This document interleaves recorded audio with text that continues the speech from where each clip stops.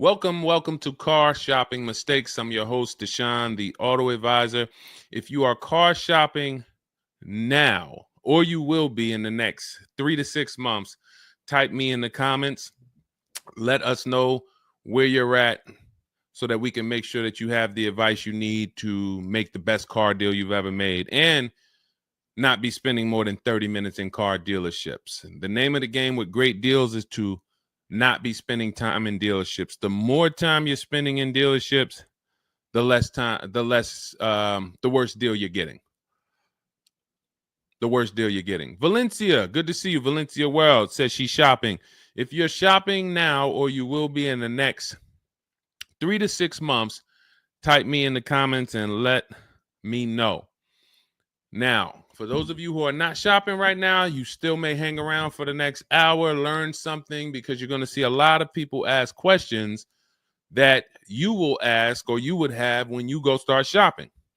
So what typically happens if you hang out here enough, somebody's going to ask the same question that you would have asked, and you can get your answers that way.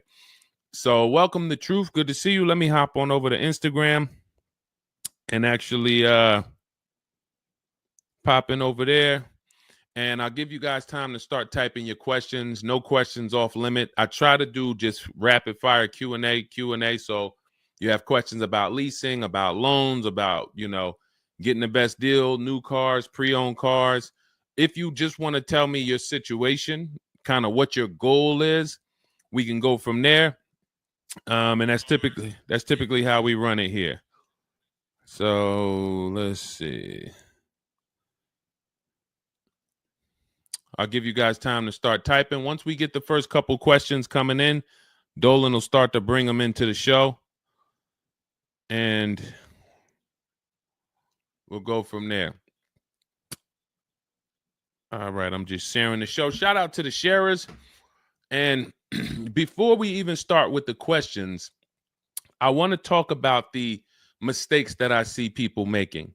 Let's really start out with the mistake of this leasing versus buying. I'm so happy that over the last 3 years, who was taught never lease a car?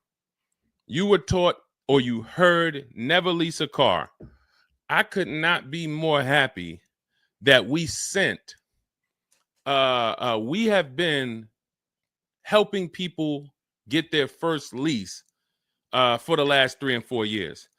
The financial advice we've been listening to concerning leasing has cost us thousands of dollars. I was going to lease a car next week. As long as you get 5 offers, cool money. As long as you get at least 5 offers, you're good. See, people are out there paying. There's a couple ways that you can get a car. You can buy it new, you can buy it pre-owned, or you can lease it new. When you lease a car, you're leasing it brand new. So if you look at the financial parameters, you ask yourself, if I buy a new car, how much will it cost me? Now, I want you to use this rule. Every $5,000 is about how much per month. This is not for the new people. If you're new here, type the number 1. Let me know you're new. You've never been on the show. I don't expect you to have the answer to this question.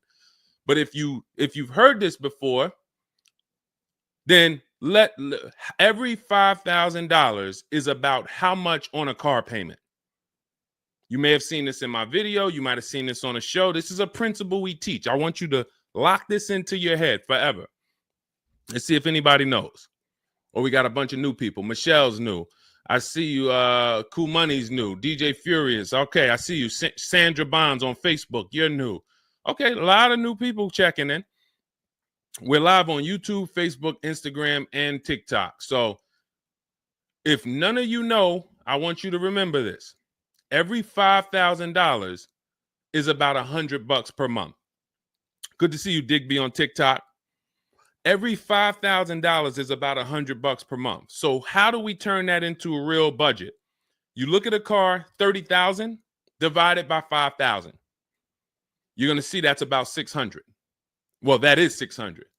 So when you see that a $30,000 car to purchase is $600, if you borrowed that money, now you know about how much that car is going to cost, about how much $600 a month will get you if you purchase. Now, if you lease, $600 a month, depending on the lease deal, could get you a $50,000 car. So we're driving. So if your budget is $600 per month, then you have a couple ways that you can get a car. You can go find a $30,000 new car, no money down. You're at about $600 on a 5-year loan. You can go find a $30,000 used car. You're about $600 on a 5-year loan. Now, for $30,000 used car, maybe it was like $45 when it was new. You get it for $30. Or you can get a $50,000, depending on the lease deal, brand new car that you lease. So let's drive this home. You have people pulling up in cars. They're all paying $600 a month. One of them is driving a brand new $30,000 car. They didn't put any money down. Another one is driving a $30,000 used car. They didn't put any money down. $30,000 car. Another one is driving a $50,000 brand new car. They didn't put any money down. Who's getting the most value? In the short term, it's the person driving the $50,000 new car. It's nothing you can say about that. It's no like, well, it depends. Nope. $50,000 brand new car, $30,000 brand new car, $30,000 used car. The person driving the $50,000 car at $600 a month is getting the most value, hands down. Now, in the long run, where do the people who buy win? That's where we talk about the 8-year rule. That's why if you're buying your cars and you're keeping it 8 years, you should be purchasing, not leasing. 8 years is when you win. So that's where I wanted to start at. Let's start, like, tear down this bad information you've heard and you've believed about leasing. And I see people asking, we got a lot of questions coming in. I see you, Jaguar Music, on Instagram. I see you, Cool Money. I see you, we got quite, I see, hold on. From what I can see, we got like 4 or 5 questions waiting. So Dolan, you could bring in the first one. Type your questions in, anything you want to ask. If you want to ask about leasing, I saw someone asked about bad credit. What about if I have bad credit? What about mileage with leasing? Just start typing those questions. We'll bring them all into the show and we'll get to them one by one. Is that true for someone that went into bankruptcy? Okay, so if you came out of bankruptcy, your goal should be to rebuild your credit as quick as possible. Right now, your credit's blank. You come out of bankruptcy, your credit's blank. You have nothing there, and that's a good thing and a bad thing. It's easy for you to build. I've seen people come out of a bankruptcy and literally they have a 700 score in 1 year. They're going to go get credit cards. Just like if you're 18. If you're 18, you go get credit cards, you don't use them. Pay $15 gas, or you don't have a car yet. You pay $15, $20 a month for something, pay it off. You're going to have a 700 credit score. The more you don't use your credit, the more credit they give you. So when they see that you have the credit, $500 credit card, $1,000 credit card, you're not using it, credit score is high because your utilization is low. So that's what you should be doing. You cannot come out of a bankruptcy, just wipe your credit, and then go into the dealership and be like, okay, now I can get a car. You have no credit history. So the first goal should be, let me rebuild my credit as quick as possible, and you can do this quick. You can do this quick. Follow Shonda Martin. Some of you know Shonda Martin. She's on pretty much every platform we're on right now, and she's Road to 750 plus. Now you got to let me know. Can you wait and build your credit for 3 to 6 months? Can you start to get some type of credit history? Or are you in need of a car right now? In which case you have to get a car with bad credit or no credit. Because if you don't have anything on your history, that's technically no credit, which is bad credit. So, okay, you need something ASAP. Okay, so what you should be doing, and again, if you don't have good credit right now, you should be buying the smallest car you can with the lowest payment.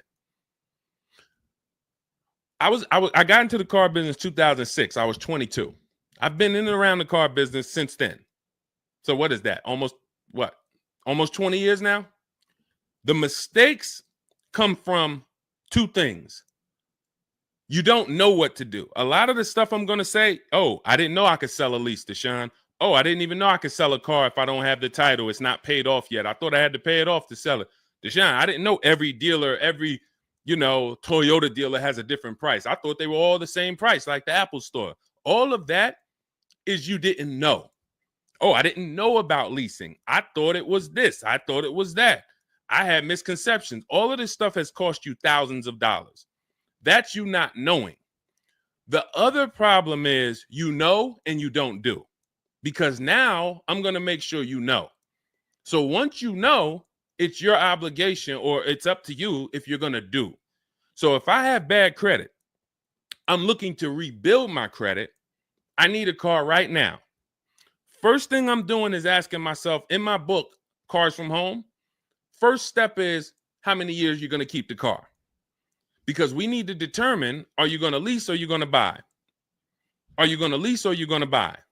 You don't determine that based on how many miles you drive or, it's the 8-year rule.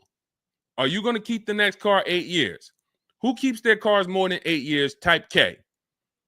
Because you're buying what we call keepers. If you're a keeper, Deshone, every car I buy, I'm keeping this thing 8, 10 years, 12 years. When the transmission goes out, I go and get another transmission. I see we got keepers. Shout out to the keepers. Michelle, we got Chantal. Who are the keepers? Sandra Bonds on Facebook. I see you. Where are the keepers at? K Mathis on Instagram. Keepers. These, you should not be thinking about leasing. Who's the keepers? See, we like to make this clear. Lon, I see you. Kara, keeper. All right. You need to be very clear, because people be like, Deshone, you talk about leasing a lot. Should everybody be leasing? No. Everyone who's not keeping their cars 8 years should be leasing. And if you don't have the credit to lease, your goal should be get the credit to lease. But so the first question I'm asking you, if I have bad credit, is how many years am I going to keep this car? Now, to those of you because if you don't have bad credit, or if you don't have marginal credit, somebody is going to have it. There's a lot of people getting hit in this economy, and they're going to have credit challenges and need a car. Why is this important? Because let's just say I don't have good credit, but I'm a keeper. That means I'm not thinking about leasing. I'm looking to get a car that I can keep for 8 to 10 years or more, and I don't really have good credit right now. No problem, because the goal is find the best car for the best price, and then I'm going to get a loan, and I'm going to pay more for that loan because my credit is bad. I still need to get a great price on the car. We got to talk about that. Separating the price of the car from the loan. Some of you are savvy and you understand this, and some of you just mix these things together. But when it comes to getting a high interest rate because I have bad credit, as long as I get a good car, once my credit is better, what can I do with that loan? So let's say I got a great price on a car. I got a car, it's going to last 10 years. It's perfect, but I'm paying 21% interest. So I'm going to fix my credit, work on my credit. And then once my credit is good, I still want to keep this car. What can I do with this loan? Refinance. That's a simple fix. But if you don't realize that you're a keeper, then you're going in and you're getting a bad car. 6 months, a year down the road, 2 years, the car's having problems because you didn't take it seriously that you needed a long-term car. So not only did you mess up the plan because the car is going to start having problems, now I got to see, do I want to fix the car, or do I want to, I got to make the payment, now my payment's due, but then the car's having problems. All of this can be prevented. And you need to know up front what your goal is. But if your goal is to lease, Deshone, I'm not keeping cars 8 years and I don't have good credit, you should be buying the smallest inexpensive car you can that you can get a loan on. $10,000 car, go drive it for 2 years, make your payments, and then switch into a lease. If you're driving a car, if you're buying a car to keep, then you can go and get a nice car, get the most car you can afford comfortably. You're going to have a high interest rate, and then you refinance that car when you actually get your credit up. So this is all in my book. My digital book, Cars from Home, breaks all of this down step by step. Whether you have good credit, bad credit, how to know when to lease, how to know when to buy, new car, used car, you drive a lot of miles. I have plans in there for everybody. It's a digital book. It's 5-star rated. Thank you to everybody who went to Goodreads and reviewed the book. You can get a copy of the book. It's normally $97. You can get it as part of my launch offer for 75% off. That's $24. It's for 2 hours. So as long as you get there, go to my TikTok bio, my Instagram bio, the YouTube comments or the Facebook comments, click that link, and you'll see $24 for 2 hours. Once that, as long as you get it before that, you got it for $24 instead of $97. And you can have everything step by step. So you're not worried about, I'm trying to remember all of this. You can watch the replay on YouTube too. But all of this is everything I'm teaching is part of a plan. It's not me winging it. This all comes out of my book. All right, go ahead, Dolan. Bring the next one up.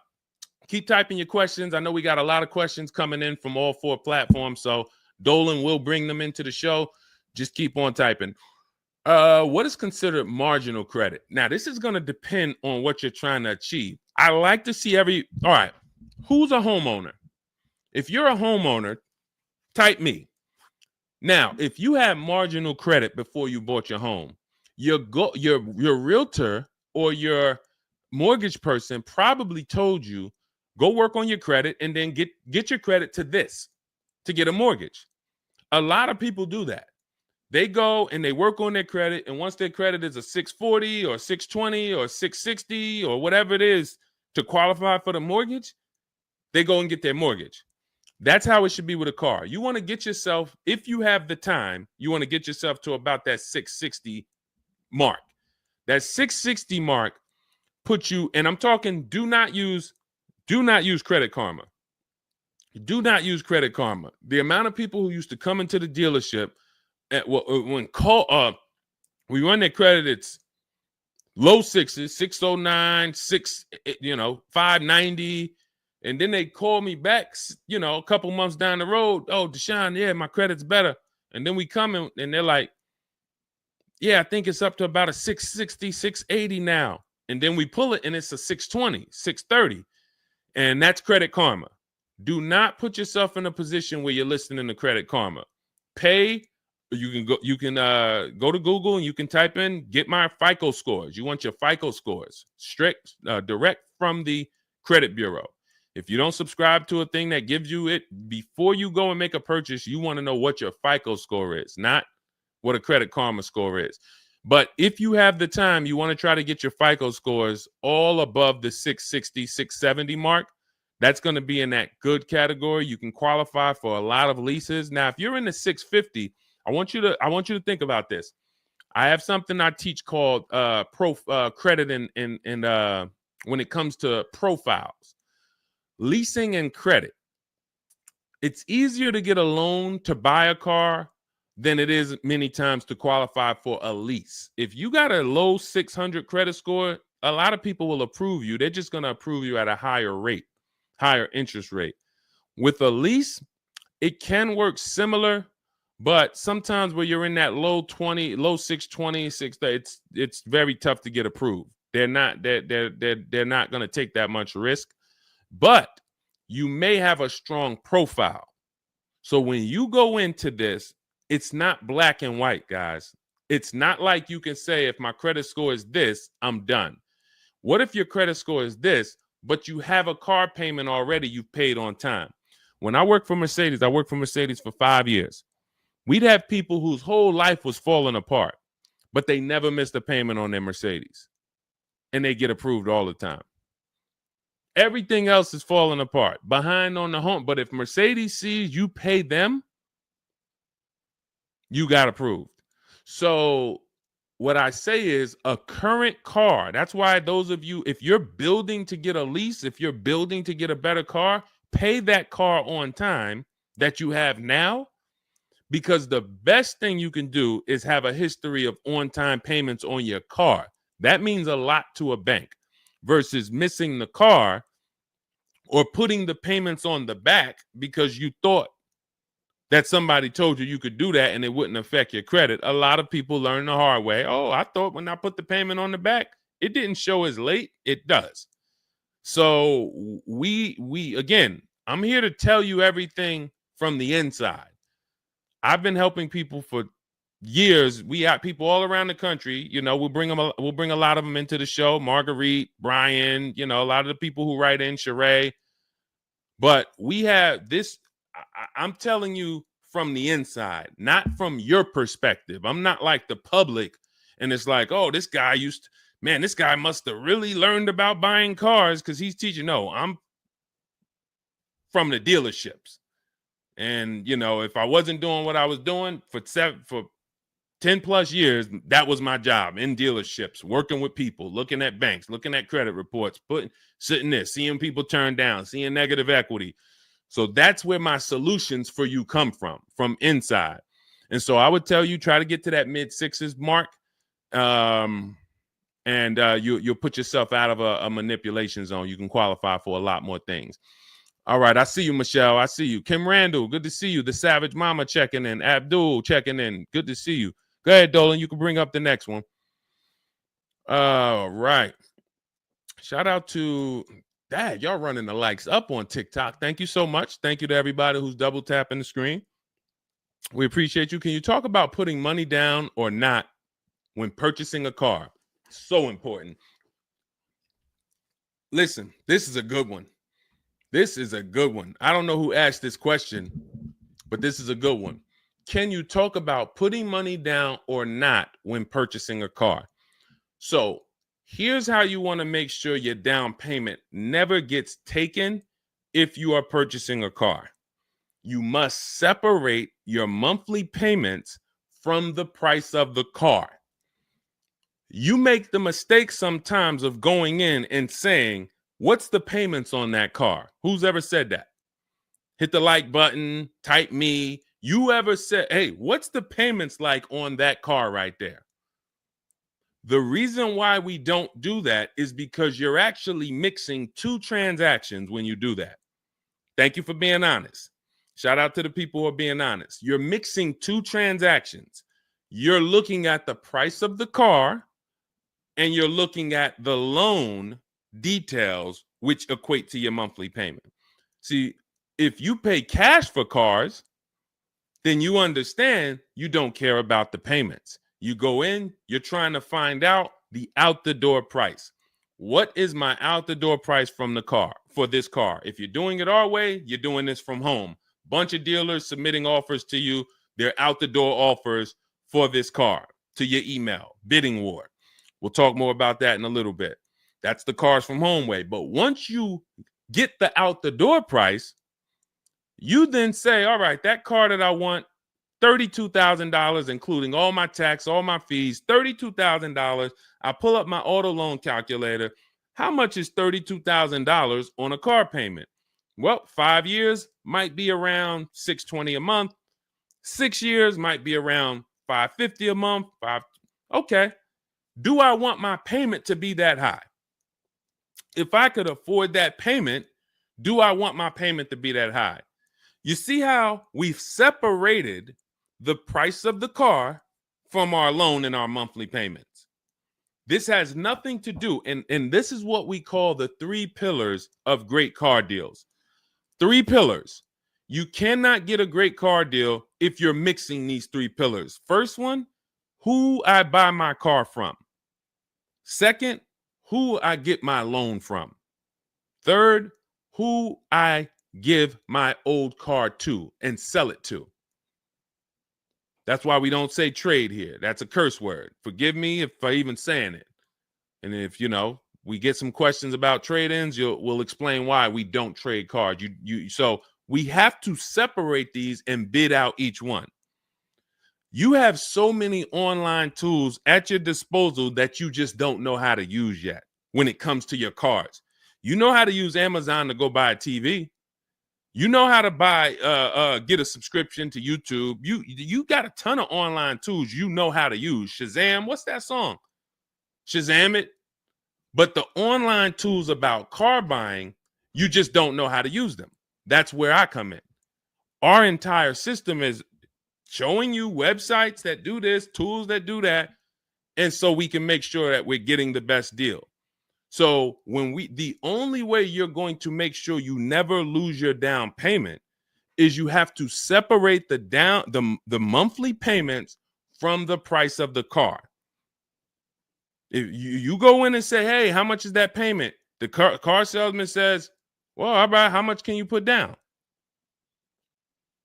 Well, I don't really want to put any money down. Well, all right. If I had to, I guess I could put down like 3, 4 max though. But I'm trying to be at like $600 a month. You're working your loan out with them. That's a loan. And let me tell you how. Let me show you why you can know you shouldn't be mixing these transactions. There's big money in all of them. There's a ton of people who want to sell you a car. There's a ton of people who want to give you a loan. They don't sell cars. Let me say that one again. There's a ton of people who want to give you a loan. They don't sell cars. They want to compete for your loan. That should tell you there's a lot of money in the loan business. Then there's a ton of people who want to buy your car from you. Your car you have now. You're the one you're like, well, I just normally go trade the car in. Well, how many offers are you getting when you trade the car in? Well, I usually just get the one from whatever the dealer says he's going to pay for me. Okay. So there's a ton of people who want to buy that car from you. They don't care about selling you a car, and they don't care about giving you a loan. So when you buy a car from a dealer and you give them your old car on trade-in and you get your loan from them, you just gave them 3 transactions.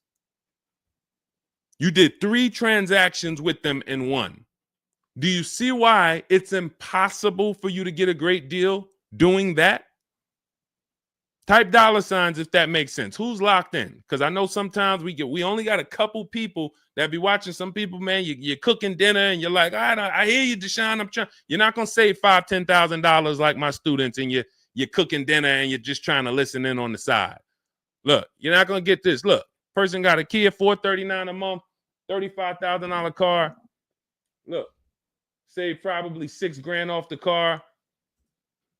Melissa, $12,000 that she got from Carvana. Let me just read something from people who are locked in, so you can, maybe this will inspire you to get locked in. All right, this is Melissa. 4 days of leasing like a boss. That's our system we follow for getting our leases. Started with a Kia Telluride as first choice. Quotes for 36 months, 15,000 miles a year. Ranged from 642 to 653.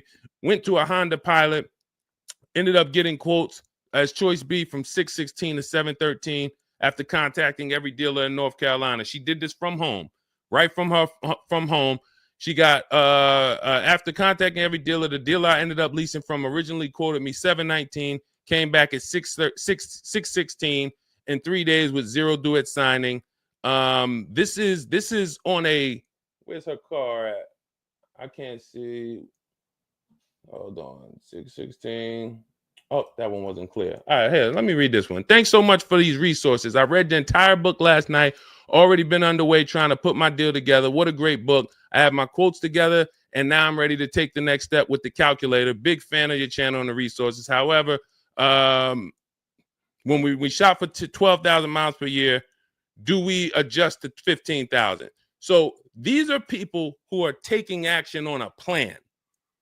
So when you see the plan, there's going to be different results. If you're out here winging your car process, oh, I hope I did this. Oh, shoot, I thought I watched the Instagram video. They told me don't say that. I shouldn't have told them I had a down payment. You're not going to get it.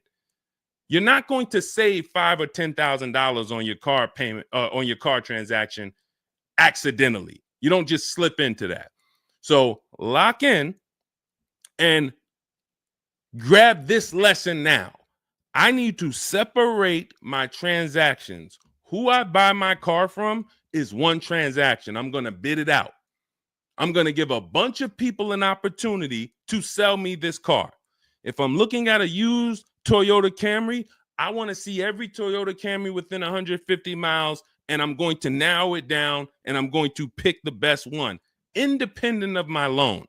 My loan is a whole nother story, because when I shop for my loan, I'm going to do the bank bidding war where I can have multiple people. I don't even want to mention that without telling you about it, because it's like, whoa, what's the bank bidding war, Deshone? Okay, so you can have multiple banks and credit unions compete for your interest rate in a small period of time, and it's going to weigh on your credit score like one hard inquiry. Like one hard inquiry. Mamba Mentality, I love the name. I love the name. Why can't I do a super chat? I don't know. Yinka, good to see you on Facebook. IB Johnson. On one hard inquiry. So let's just say, and so when you get your loan, how do we know that 5.2% interest rate was the best? How do you know that the 7.1 interest rate was the best if you have no other offers? And what we've been used to is we're just going to go with our bank. We're going to go with our credit union. We're going to go with the dealer's bank. Why? We're going to make these people compete. And when you do this, when you do it this way, you can have people compete in a short period of time and get multiple offers on your loan without it affecting your credit score. But it has to be done in a small window of time. Now, if you Google it, rate shopping, it'll say between 14 days and 45 days. You do it our way, it's going to take you 48 hours. And you don't do this until after you find your car. After you find your car is when you do a hard inquiry. You let these banks and credit unions compete for your loan. And again, you notice I've already found my car. I already got the best price on that car right there at ABC Motors. I got that thing on hold. Don't pick up the car the same day. As much as they're going to ask you, hey, you want to take it home today? You want to take it home today? No. If I take it home today, when do I have time to go shop my interest rates? I'm not taking it home today, but let me get my buyer's order with my numbers on it. Let me go home and let me actually do my shopping for my loan and my interest from home. And then if you can actually beat that rate, it's a competition. But because you didn't know that you could let multiple banks do this in a short period of time, you're only going to your bank. You coming back with a 6.49. Well, I guess that's good. What if somebody could get you a 5.49? Do you know how much a difference between a 5.49 and a 6.49 is on a loan? Could be $1,200. This is why we're getting all the money. So again, all of this is in my book, digital book, Cars from Home. You don't have to wait for it to come in the mail. You can have it by the end of the show. It's in my TikTok bio, Instagram bio, Facebook comments, and YouTube comments. Normally $97, but you can get it as part of our welcome offer for $24. As long as you get there before the 2 hours is up, you get it for 75% off. It'll have everything in there. That is the bank bidding war. If you're not, again, before we go to the next question, if you're leaving the dealership wondering, if I was to walk up to, yo, Deshone, what's going on, man? Hey, I just got this car, man. What do you think? Okay. Did you get a good deal on it? Yeah, man, I definitely got a good deal. How do you know? If you're not saying to me, yo, man, you know how many offers I saw? Man, I got about 6 offers on this car from different dealers. This was the best one. Okay, you did good. What about your loan? No, man, listen, my bank competed, credit union competed. The dealership told me none of their banks could beat what my bank gave me. Congratulations, man. You got a great deal. But if you don't have that same confidence, you did not get a great deal. And now you're driving in a $30,000 car, $50,000 car, and you don't have the confidence that you actually didn't leave thousands of dollars in these dealerships. This is crazy. And when you get mad and stop accepting it, you'll listen to what we're telling you to do. If you think you deserve that abuse, then you're going to keep doing the same thing. That's why you got to unlearn. Okay? So separate your transactions. Who I buy my car from, I'm getting multiple offers for. Who I get my loan from, I'm getting multiple offers. Who I sell my old car to, I'm getting multiple offers. And with the internet, I can do all of this right from my house. Right here. All right. That's the Cars from Home way. Let's go, Dolan. All right. Keep typing your questions. I see you, Mamba Mentality. I see Mamba Mentality got a lot of questions. Samante Love, good to see you. Jay Bass, good to see you. Yep, Jay Bass. Separate transactions. Exactly. D So Chill on TikTok, good to see you. Lisa on TikTok, good to see you. Hector Ruiz, thank you, Hector Ruiz. Shout out to the sharers. Shout out to the sharers. I always got to take time to shout out the sharers. We can't do this without you. All right, how can I schedule a consultation with you? Also, does it make sense to lease a pre-owned vehicle? So let me answer the bigger part of the question first. Most leases are going to be brand new. There's only been a few manufacturers that have tried to do a pre-owned lease program. Lexus tried it. BMW's tried it. And there's certain brands that can technically lease a used car. The reason why I don't like it is because it's not enough of a wide stream. It's not enough of a mainstream program to create competition. And if you can't create competition, then you don't know if you're getting a good deal. If you walk in to lease a brand new car and you're walking in and again, we don't do this. We never sit down in a dealership. We're there to test drive only. We're never talking numbers. But if you are doing it the old way, you're going to go in and then you're going to get a bad lease deal presented to you. And they'll say, well, I could lease you this 3-year-old one and it'll save you like $150 a month. How do I know that's a good deal? It might be affordable. And sometimes you confuse affordable with a good deal. It's not a good deal because you could afford it. I want to let that sink in. We confuse, you know how many people I watch get a horrible deal, but they go home and they're like, yo, man, they got me to my payment. Bad credit usually. A lot of people with bad credit will brag about yo, man, you got to go see Joe, man. Why do we need to go see Joe? Man, he got me in a car. Nobody else could. All right, let's look at the numbers. Dag, you're paying 24% interest. You know this is an 8-year loan? You know this is an 8-year loan. Oh, nah, I just, listen, man, Joe, you sending all your friends to Joe. Oh, look, and this car has 70,000 miles on it. You paid 28,000 for it? See, because they got you to a payment you could afford. So you thought, good deal. Now, I go into a Bentley dealership right now. Bentley's $300,000. And they say to me, we'll give you this Bentley for $150,000. So they give me somebody offers to give me a $300,000 Bentley for $150,000. 50% off. We're going out of business. Take it. Can I afford it?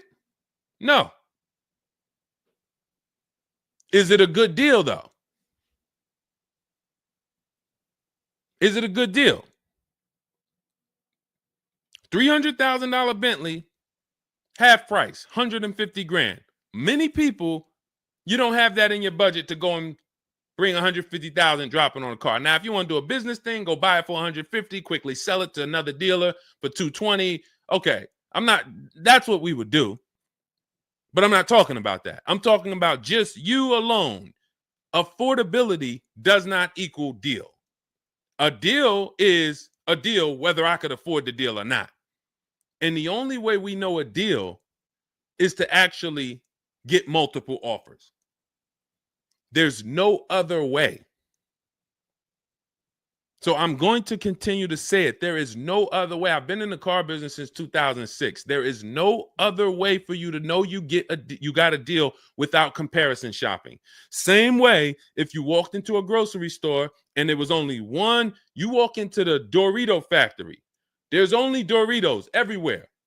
No other competition. They sell them for $7 a bag. There's no competition. So everybody who's in the Dorito factory is paying $7. But when they go in the supermarket, Doritos competing against Lay's, competing against Wise. Oh, you can't be $7, Dorito. You might have to be $4 this week. You might have to be on sale this week for $2.99. Competition. It's everything else. So a lot of what I'm saying to you will click when you realize that you've been programmed to buy cars in a way that you don't buy anything else up. You don't buy anything else that way. Everything else you buy in your life is competition. People competing. Everything else only with cars, we look at one offer. So that's why when you come home, start to look at the whole market, you're going to love this. You're going to be like, man, I don't know how I didn't start doing this before. What I'm teaching is not, the whole Cars from Home system is not rocket science. We just use the internet to create competition. That's how we get crazy deals.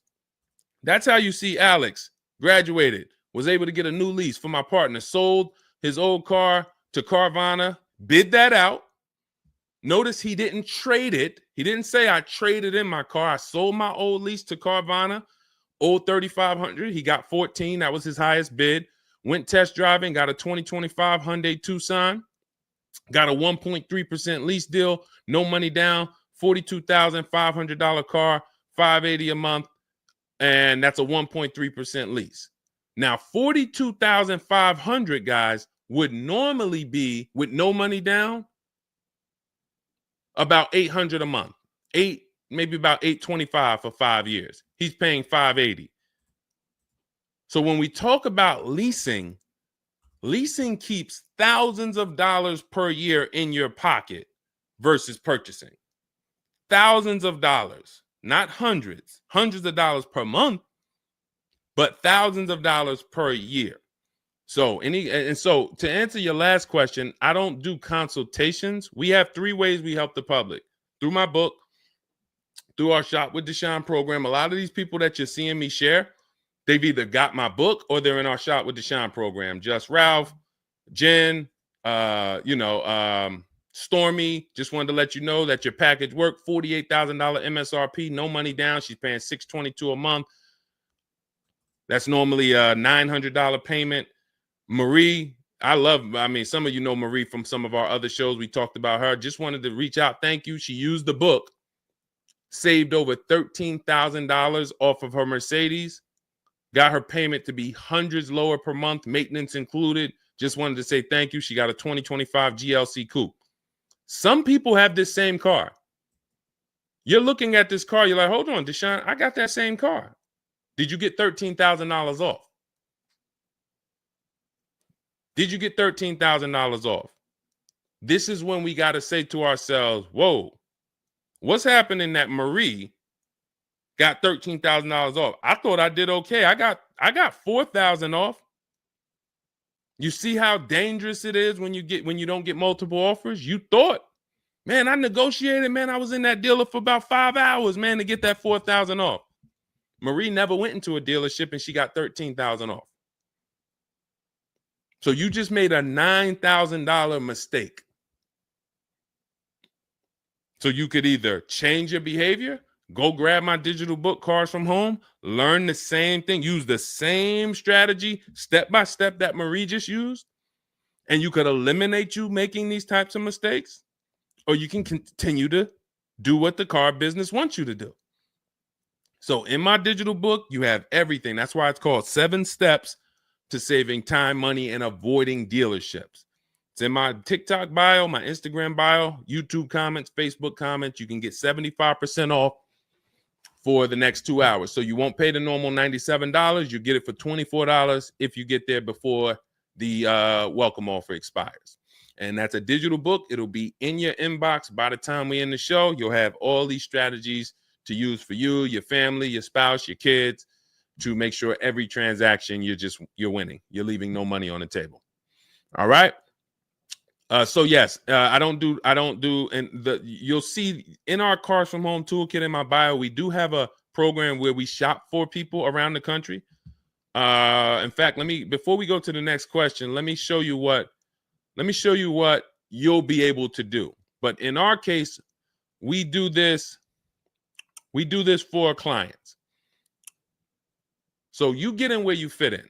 I don't tell you. It's like if I put a buffet in front of you, everything gets you full.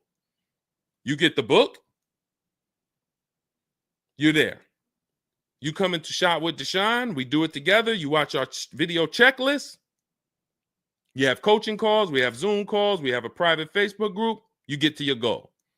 Or you can, if you qualify, you got to have the credit. You got to be shopping for a new car. You can look into our Done For You program. You can book a call with our team. But here's an example of how big of a margin these offers. I want to show you the difference between some offers here, because some of you don't really see it. Hold on. I got to label these better for our next show. Okay, here's an example. So we can see here for this particular car, the payments range, all of the car itself is $64,000. We're shopping for a Genesis. This particular month on this particular car, the payments range. Y'all ready? We got 6 offers on this car. The payments range from, well, I'm just reading them to you. $973, $899, $1,102, $1,066, $921, $913. Now this is initial payments. Why is there a $200 difference in these initial payments? This is why you never want to take people's first offer, because the initial payments are going to be high. But even in the initial negotiations, why is it, Deshone? Wait, all of these cars are the same price. Why is one dealer at $1,050 and another dealer is at $899? Because they're criminals. So what do you think you're doing if you just walk into a dealership and say, let me give this dealer a shot at negotiating? If you're negotiating with the dealer that's at $1,050 or $950 or $975, where are you going? And the goal is to have that dealer. This is why when these dealers come, when they come down $100, you think, oh, I had to win. Man, they just came down $100 per month. They started out, they were at $590, and now we're at $490. This has to be a good deal. Well, how do we know that they weren't supposed to start at $490 and end up at $390? If this is clicking for you, type a $, because this is clicking for some of you. Those of you who are locked in, this is why it has to be a mentality change. I'm pulling back the curtain so you can see that, Deshone, it's been feeling like when I go to buy a car, it's a mental game. I drive off and I'm kind of happy, but then I don't really have the peace. I don't really feel like I did good. I'm kind of hoping I did okay, right? That's you, right? So I'm telling you that your gut has not been lying to you. I see you, P. Honda Fundamental Salon. Good to see you. Got my book. Use it. Use it and win. So your gut is not lying to you. I'm just the one from the inside coming to tell you that you closing your eyes and hoping things go well is not working. It's not going well for you. If you looked at other people, they're doing better. If you looked at people with strategy, they're getting cars for $200 a month less than you. They're getting $5,000 off less than you. They're leaving knowing that they got the best deal because they saw so many offers. You're hoping, and that hope is not leading to that. Hope is a bad strategy. So what you want to do is you want to change your mindset and realize that the dealer's whole goal is to keep you from shopping. If you burn that into your head about the car business, the entire goal of every dealership is to keep me from shopping their competition. And if you know that, then you're not going to go into the dealership. You're going to say, all right, how can I be at home and do this from home? Again, that's all in my book. But even if you want to make calls, there's some people, you've been on to this since 4 years ago, 10 years ago. You're like, Deshone, man, I knew, man, I don't go into those dealerships. I call around, I'm going to get me a bunch of offers. And by the time I get there, that's when I'm picking up my car. You've been on to this truth for a long time. Some of you, I'm not telling anything new. Some of you, you're like, whoa, I didn't know that really. I thought that it was all about going in and just negotiating. No, because 80% of dealers are never going to give you what we call a below market deal because they got too many other people walking in that's willing to pay a higher price. So you have to find the dealer who is going to give you that low payment out of the whole market. That's why this is a bidding war. And when you start to do this, you're going to be like, yo, why does it seem like this is kind of fun now? I kind of enjoy this. Is like a game. And you're the prize. So instead of feeling like you're begging, oh, come on, can you do another $500 off? Come on, man. I'm only asking. Get me from 520 to 499, man. You're begging. So instead of begging, you got people now competing for you. Whole different story. That's what we want. That's the transformation we want for you today. All right, let's go. Dolan, next question. All right, Fundamental Salon, I see you. I see you, Jay Bass. I see you, Randall Pine Straw. You got the number 3 gifted badge. Thank you. Y'all lighting up the lights on TikTok. Thank you so much, Monica 9300, BKS Aggie, Timothy Garces, Drew Saberton reposted the broadcast. Thank you so much. Shout out to everybody sharing this. What about military personnel? What's the question? Just rewrite that question because I don't know. What's the question? I know what about military personnel. I don't know. Are you asking about military rebates? I don't know. So just kind of give me a full question, and then I'll be able to give you a better answer. Hello, I'm planning on purchasing a 2025 Escalade. Any negotiation between the MSRP and the invoice? Of course.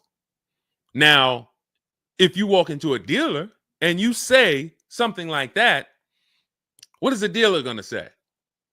So let me ask everybody who's watching. We're live on Facebook, TikTok, Instagram, and YouTube.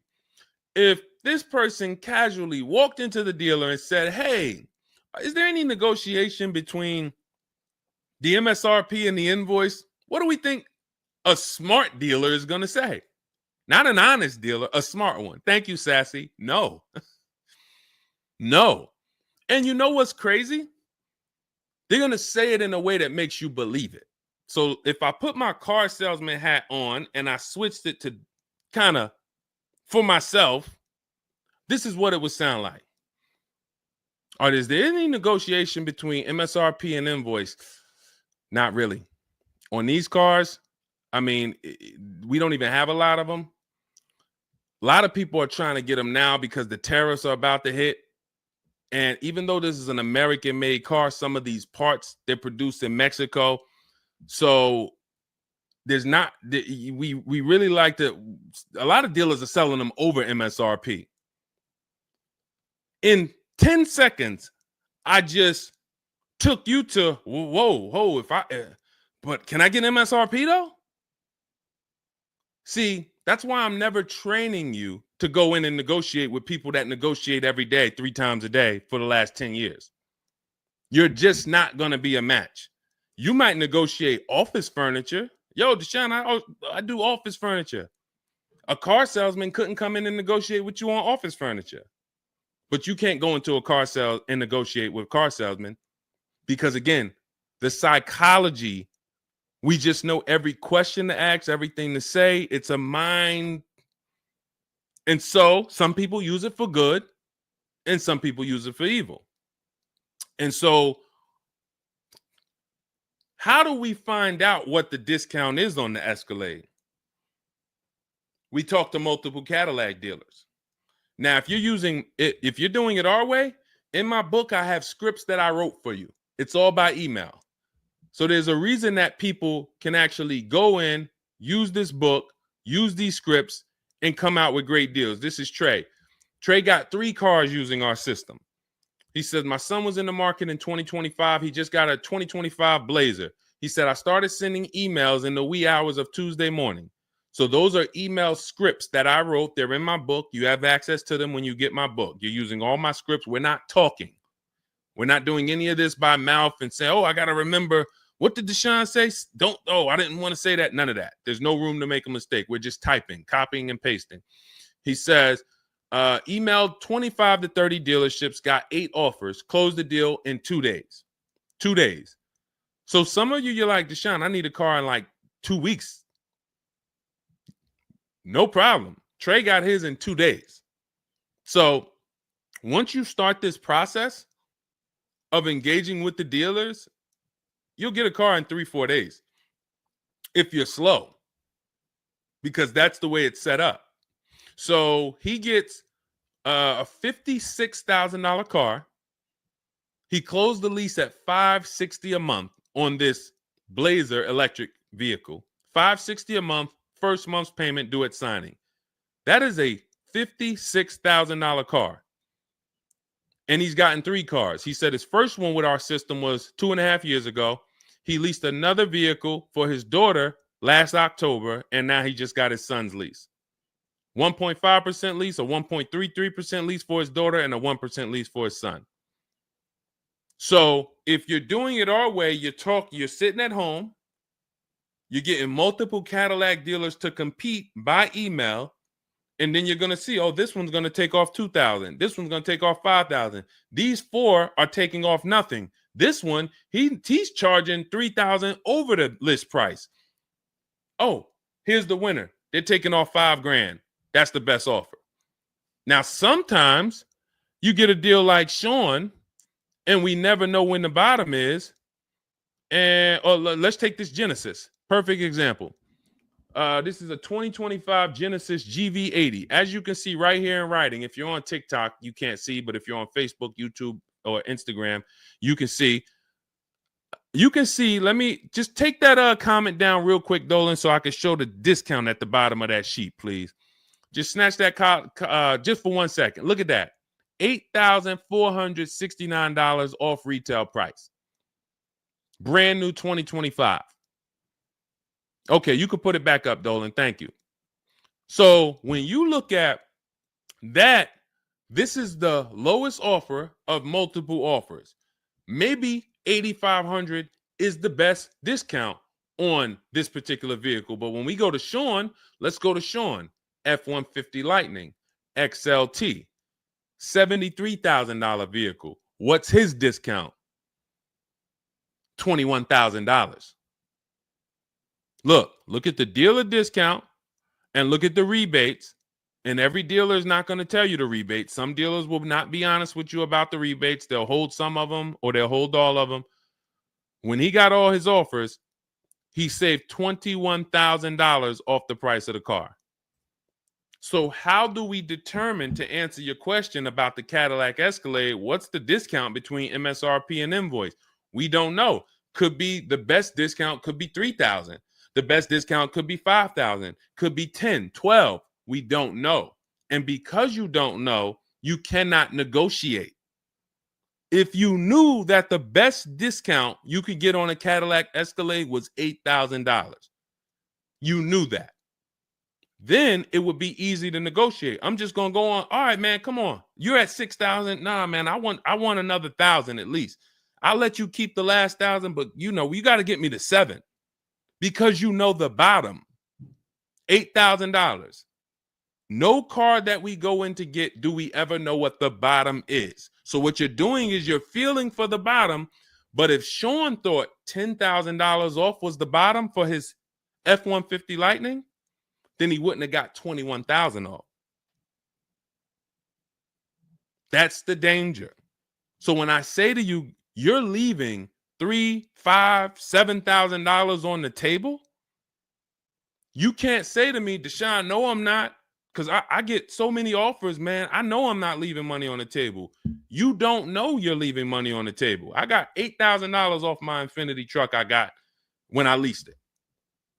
How do I know that was the best offer? Because I had 7 other offers.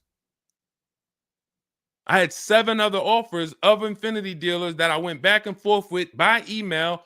This one giving me $3,000 off. This one $4,000. This one $6,000. This one $6,000. This one we'll do $8,000 off. You got it. You won. Took me 60 minutes. This is where I want you to get new cars, used cars. You're making your deals from home. You're the prize. You're going into the dealership to pick up your car, man. They like, man, you sell cars? How'd you was like quick, man, that you kind of knew this was quick. Car salesmen going to love you because you didn't waste their time. You didn't tie up 8 hours of their time. They're making deals with you in 20 minutes, 30 minutes. It's great for everybody, but it's mainly great for you. That's what we want. Okay, all of this is in my digital book, Cars from Home, 7 Steps to Saving Time, Money, and Avoiding Dealerships. It's not a mail book. It's a book. You can have it in your inbox in the next 5 minutes. Normally $97, but as part of our welcome offer, you can go to my TikTok bio, Instagram bio, click those links. You can go to the Facebook comments or the YouTube comments. Dolan has a link for you guys. You get 75% off. That's $24, but it's only for 2 hours. Now, if you visited earlier, some of you, I did a show, my last show, you might have visited the link and you missed the countdown. You'll see it's gone. So you want to make sure when you actually go there, even if you come back in a couple minutes, don't let that timer hit 0.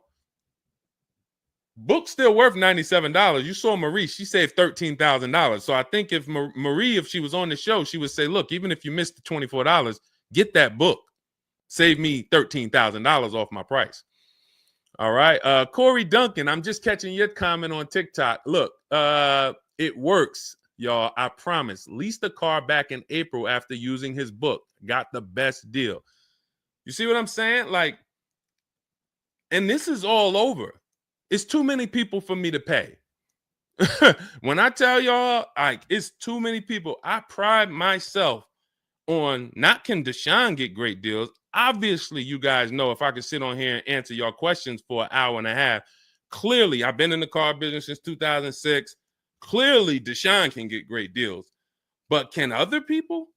That's why I'm showing you other people. That's why I'm showing you Benita. That's why I'm showing you Kimberly got 20 grand off her Maserati when she got it. Zafrina got 2 cars. She got a car last year, got her Jeep Grand Cherokee, $66,000 car. She got it for $579 a month.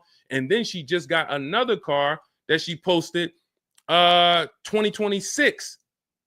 Not even a 2025. 2026s. They ain't even out yet. She got a Kia or just came out recently. Kia EV6, $76,000 vehicle. She got it for $742 a month. She leased it. Now let me just do some math for you real quick on how crazy a deal that is that Zafrina got on her second car. The first one's crazy too. They're both crazy. But let me just, here's how we judge a lease. We judge a lease by how much we're paying and how much car we get to drive for that payment. So the reason I created the 1.5% rule is for you to know you're paying too much money for a car you're giving back.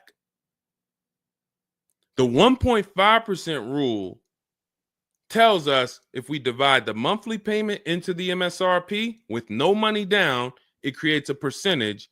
And if that percentage is over 1.5 for 12,000 miles per year, we're paying too much. It's no value there. It's a bad value lease. Let's look at Zafrina's deal that she just got. She's paying $742 a month, and she got a $76,000 car.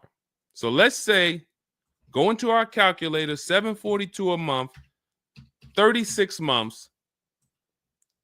That equals $26,700. That includes taxes, everything. That is how much she's giving them for 3 years to drive this car.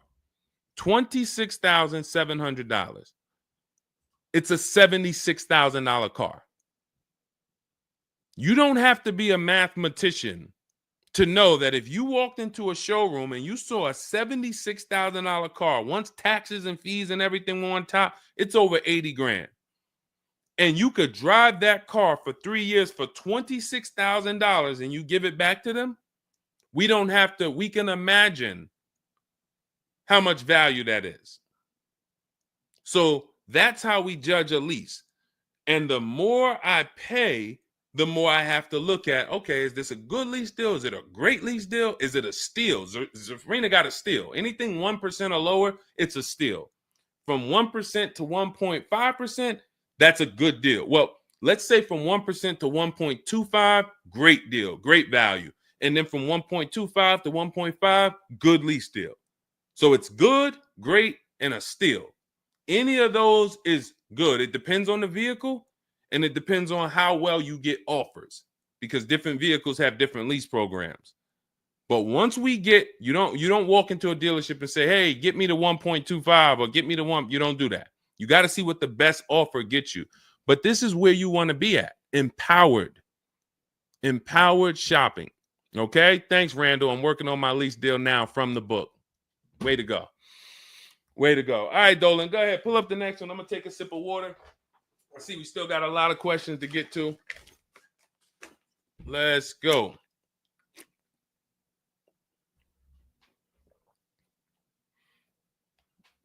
Mark is me. Good to see you on Instagram. Checking in. All right. Let's go. Does it matter if you email or call a dealership to find out the best price? All right. No. You just got to realize it's going to be different things that come with phone. The reason why. Okay. Who's a good negotiator? All right. Let me put it like this. Who's not a good negotiator? Let's be honest. Who's not a good negotiator? Type me. You're just not. It's not your thing. You don't really like confrontation. Not a good negotiator. Let's go. Who's going to be honest? Oh, we got a bunch of good negotiators on here today. Bunch of good negotiators. Where we at? Hershey. What's going on? Randall, Sassy. Who's okay.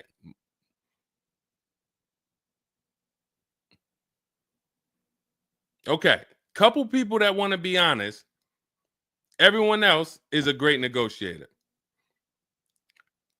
You need that to get on the phone. In order to get on the phone, you need to be a good negotiator. You need to be quick with your words. You need to be, and that's what's going to happen when you're calling to get deals. Now, if you're calling to get deals, you just need to be able to know exactly what information to give and what information not to give. So let's just say you call in and you're trying to get an offer, and somebody says, "Hey, wait, I need your credit." Okay, are you gonna say, "Well, no, actually, the people who I've been working with, they haven't been asking for credit. Just assume tier 1," or are you gonna, fumble through that? And if you so this is what you're going to get. That's why I say if you're calling, you could try asking for sales managers. But the reason why email far exceeds getting the offers by phone. Now, look, getting the offers by phone is way better than walking in. But if you get the offers by phone, you still have to you have to try to lock down who the good dealer is, because you're not going to really have anything in writing. And that could be a problem. That could be a problem, because whenever you're going in and you're thinking this, that's why everything we do is from home. Your credit app is done from home. If I'm talking to somebody on the phone and I feel like I done talked to maybe 8 dealers, I got 5 offers, and one guy, Matt over at, that dealership it feel like he's being honest. He's giving me the offer. He told me this is what your payment's going to be. It includes taxes. It includes everything. Or this is what I'll sell you the car for out the door. Okay, I'm doing the credit app online because I want all of that firmed up before I get there.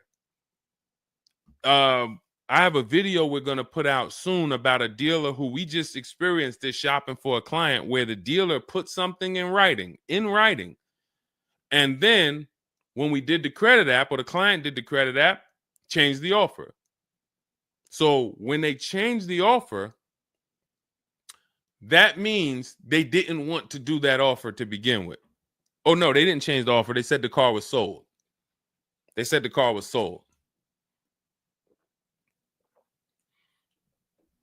Me knowing what I know that what they wanted to do was tell you one thing and then they wanted you to come in so that you could so they could raise the price on you. This is why we are not going in until we do our credit app online. And when I tell you we are doing everything from home, except the test drive, we are doing everything from home. We're not going in, all right, come on in, let's finalize this. No, we'll come in and pick it up. You can send me the credit application. I will email you my driver's license. I'll email you my insurance card, because when you do this, your deal is solid. If you're going in the dealer to finalize your transaction, the deal is actually not solid.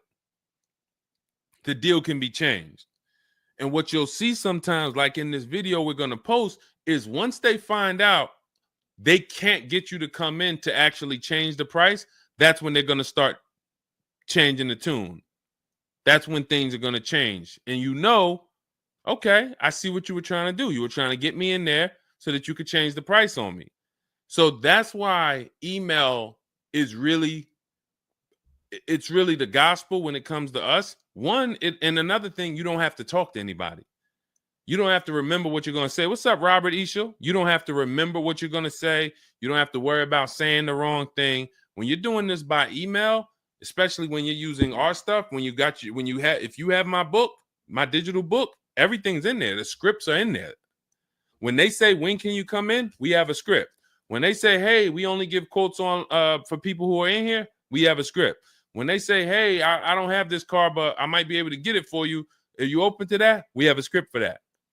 Everything, we have probably 50, 60 scripts. Everything they're going to say.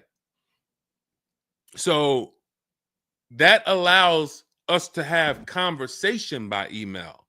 We're not just emailing.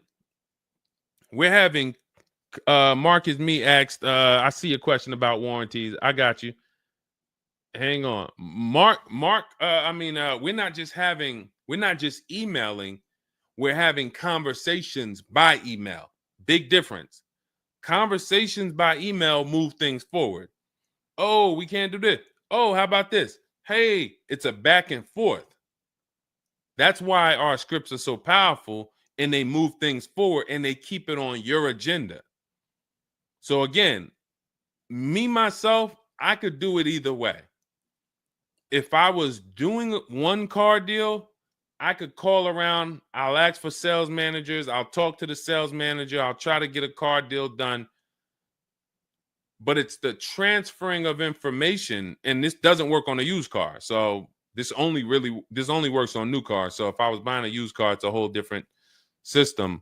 But another reason this isn't effective. What's up, Smitty? Hopping in on TikTok. Another reason that's not effective.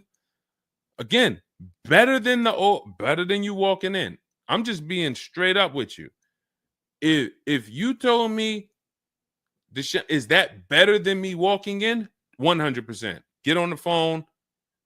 You will do way better on the phone than walking in. But compared to email, you ask me like email or phone, which one's better? Email crushes it because I can have conversations quicker. I have stuff in writing. I don't have to worry about not having something in writing, and I show up and I thought that it was this and then it's that, and then it's nothing I need to remember. Yeah, I think that's enough. I think that's enough.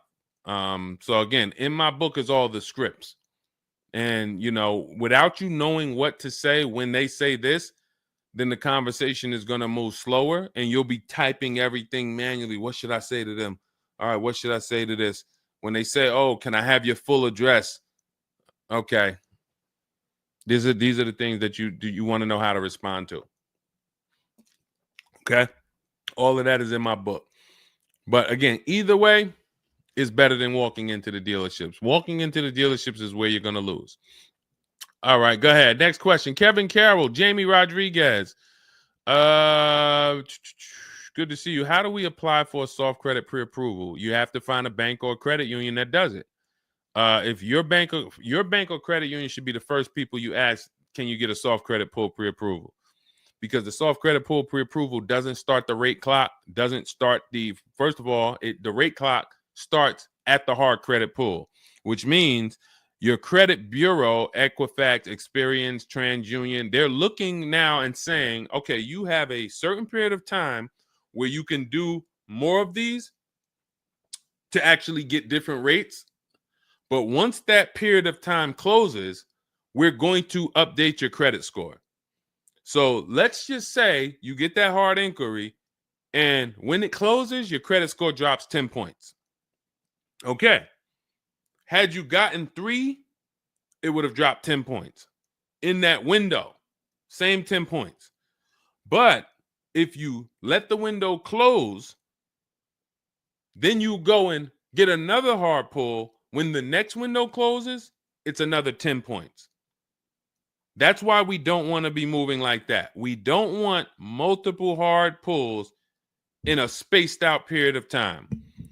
So you want soft credit pull, and if your bank or credit union doesn't do it, go to Google. Go to Google, type in soft credit pull pre-approvals. Find a bank that does it, because all you want to do is put your budget together. This might not be who you get a loan from. It's just for you to put your budget together.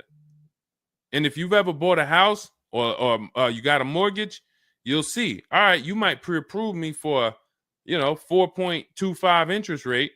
And then once I go to get my loan or my mortgage, it might go to 4.3. It might go to 4.6. It doesn't matter. This is just to budget. You need something so that you can know how much you can spend. That's the purpose of the pre-approval. So it's no reason for you to ever give a hard credit pull. You are much better off just using the rule of every 5,000 is about $100 per month. Burn that into your head. Every 5,000 is about $100 per month.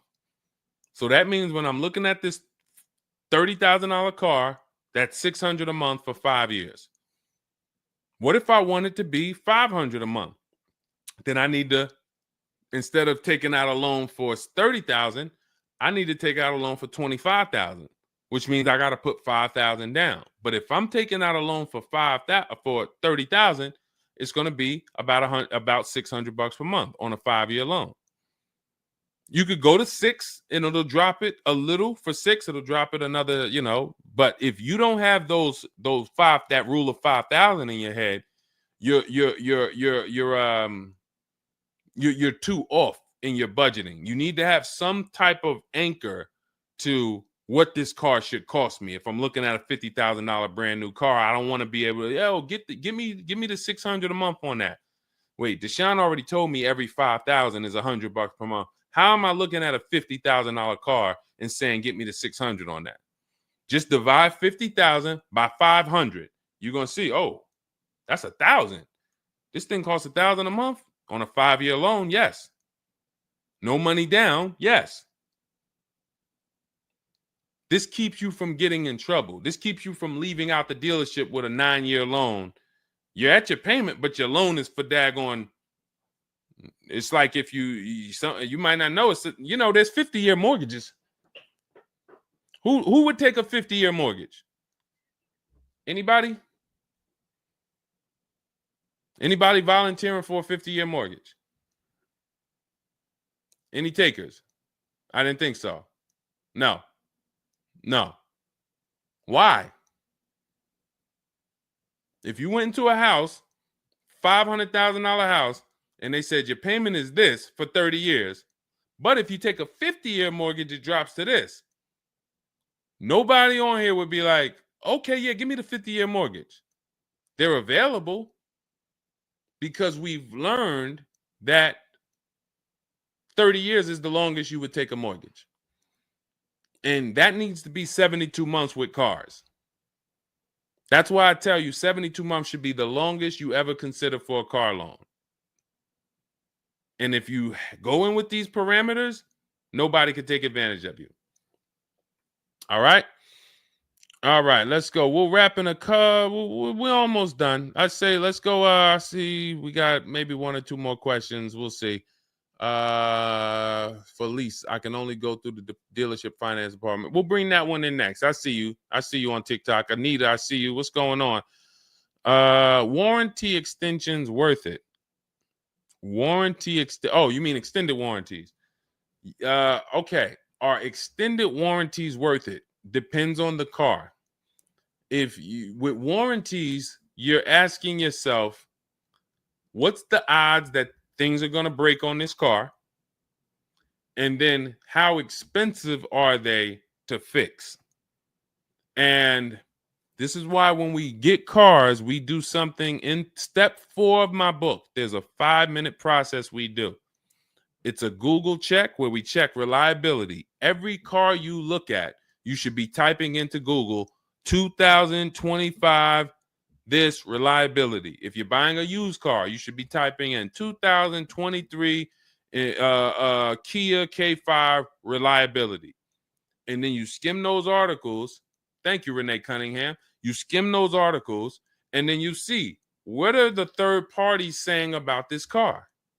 Are they saying the reliability is less than normal or less than average? There's tons of people who were in love with a car, and then they do this 5-minute exercise and they see owners are reporting electrical issues with the car, software problems with the car. Owners are complaining about the infotainment system in the car. So this is what we call bad DNA. This is not something that when we buy used cars, you'll see in my book and you'll hear me talk about on the show. We screen down used cars with title history, service records, accident history. That's how we make sure it's a quality used car. Title, service records, accident history. But you could put all those things together, and if you got a car with bad DNA, it has electrical problems, none of that will fix it. So, Deshone, I did that whole search you told me, man. I did everything. I narrowed it down. I got a good car. I got the best price. But, man, the car is giving me problems. You skipped step 4. You didn't do that Google search I told you to do, right? No, I didn't, man. I didn't do it, man. I skipped that. That right there, now you got a great deal on a bad car. So the things I'm telling you to do take 5 minutes. Nothing that I have talked about on this stream takes 2 hours or 1 hour or 45 minutes. Shoot, I have my car in 60 minutes. I do the whole process in 60 minutes. So not one thing I have told you takes more than 15 to 20 minutes at a time. So this is a 5-minute exercise concerning this question somebody asks, are extended warranties worth it? So extended warranties cannot fix a car with bad DNA. You want to skip that. So once you find out, okay, I got a car. For example, there's certain Nissans, when you pull them up, you do you're going to type in the year, the make, the model, longevity. Going back to the keepers. Everybody who answered earlier, they're a keeper. You buy your cars, you keep them more than 8 years, type K for keeper. You don't lease. I don't want you thinking about leasing. But if you're keeping, you need to think about warranties. Just like people who lease don't need to think about warranties for the most part, unless they're a high mileage driver, they're getting a high mileage lease, they're not thinking about warranties. So if you're a keeper, you're thinking about warranty, which means you need to look at longevity. There are certain cars you're going to type in, do this exercise, type in the year, make, model, and the word longevity to Google, and you're going to see this car, owners report transmission problems between 90 and 110,000 miles. There's nothing you can do to change that car's DNA. Nothing. So yes, you can get one with good service records, good accident history, good title history. Nothing you can do to change the fact that that car has transmission problems from 90 to 110,000 miles. So once you do that exercise, that quick 5-minute check, then we can look at what's the cost of repairs on this car? Is it a Mercedes where when something breaks, it's $2,000?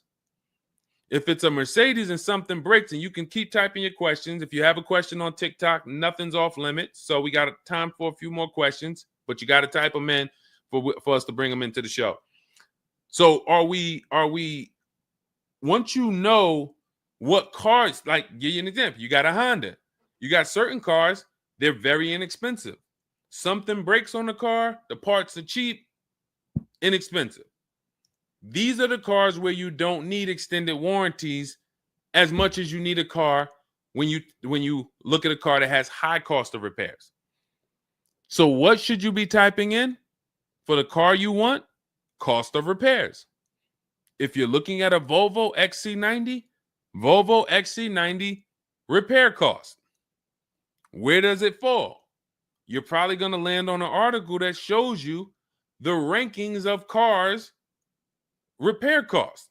If you see that Volvo and Cadillac and Mercedes and all Range Rover, Land Rover, they're up here, then you need an extended warranty. Because when one thing breaks, if you got a $3,500 warranty, it might pay for the whole warranty. One thing.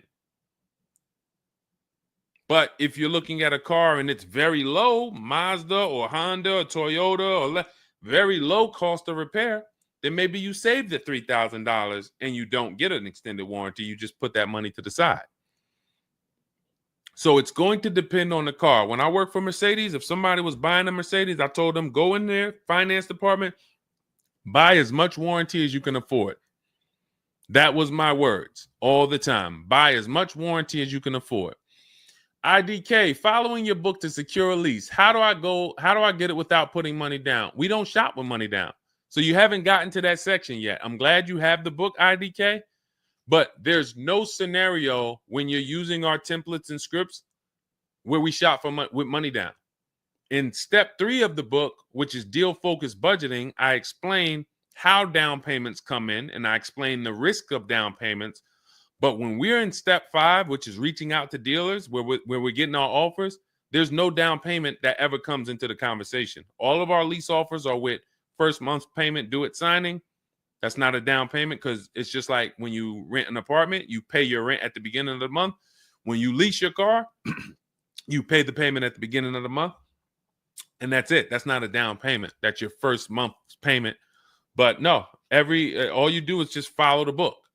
There's no again, and stay on the steps. Here's what I want to drive home when it comes to this book. And I see we had somebody, Linda March, on Instagram. I see you. Grab Linda March's question, please, on Instagram, Dolan. Do not read this like this is some seminar. There's 2 types of people who use the Cars from Home stuff. All of our stuff is made to be like you having a conversation with me. If you jumped on the phone with me and you said, Deshone, this is what I want. What's my first step? I would give it to you and then you go do it. I wouldn't say to you, okay, Linda, you're going to do this. And then once you do that, go and do this. And then once you do that, go and do this and then do that. And then by the time you finish this, you'll see this on this website, and then you'll be ready to pick up your car then. How would that go for you? Carrie Ann, Gifted Hands Cash, good to see you on Facebook.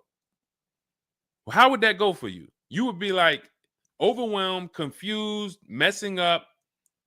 That's the way it is when you get my digital book, Cars from Home, and you read it straight through. What you're seeing all the steps. The last step 7 is delivery or pickup, and I'm congratulating you. You did it. The step before that, we're going over paperwork in the finance department and extended warranties. You shouldn't be there because you should be going through step 1, checking it off. Deshone told me do this. Step 2, check it off. Step 3, and then once you get to step 7, which is delivery, check, just picked up my car. It's a checklist, not a Bible or a almanac for car research or car studies. That's not what it is. And so I want to let you know that so that you don't come in thinking you're about to learn a lot about cars. In fact, that's how it was when I first started. My first book was called 52 Car Buying Questions Smart People Don't Ask that cost them thousands. 52 car buying questions smart people don't ask that cost them thousands. That book's not for sale anymore, but if you Google it, it's highly rated. People loved it. People said, Deshone, I use this book, man. I learned so much and I got a good deal. Because I still was teaching you how to get to the multiple offers, but it was too much information. That was when I came and I started teaching and I said, I want to teach you everything I know.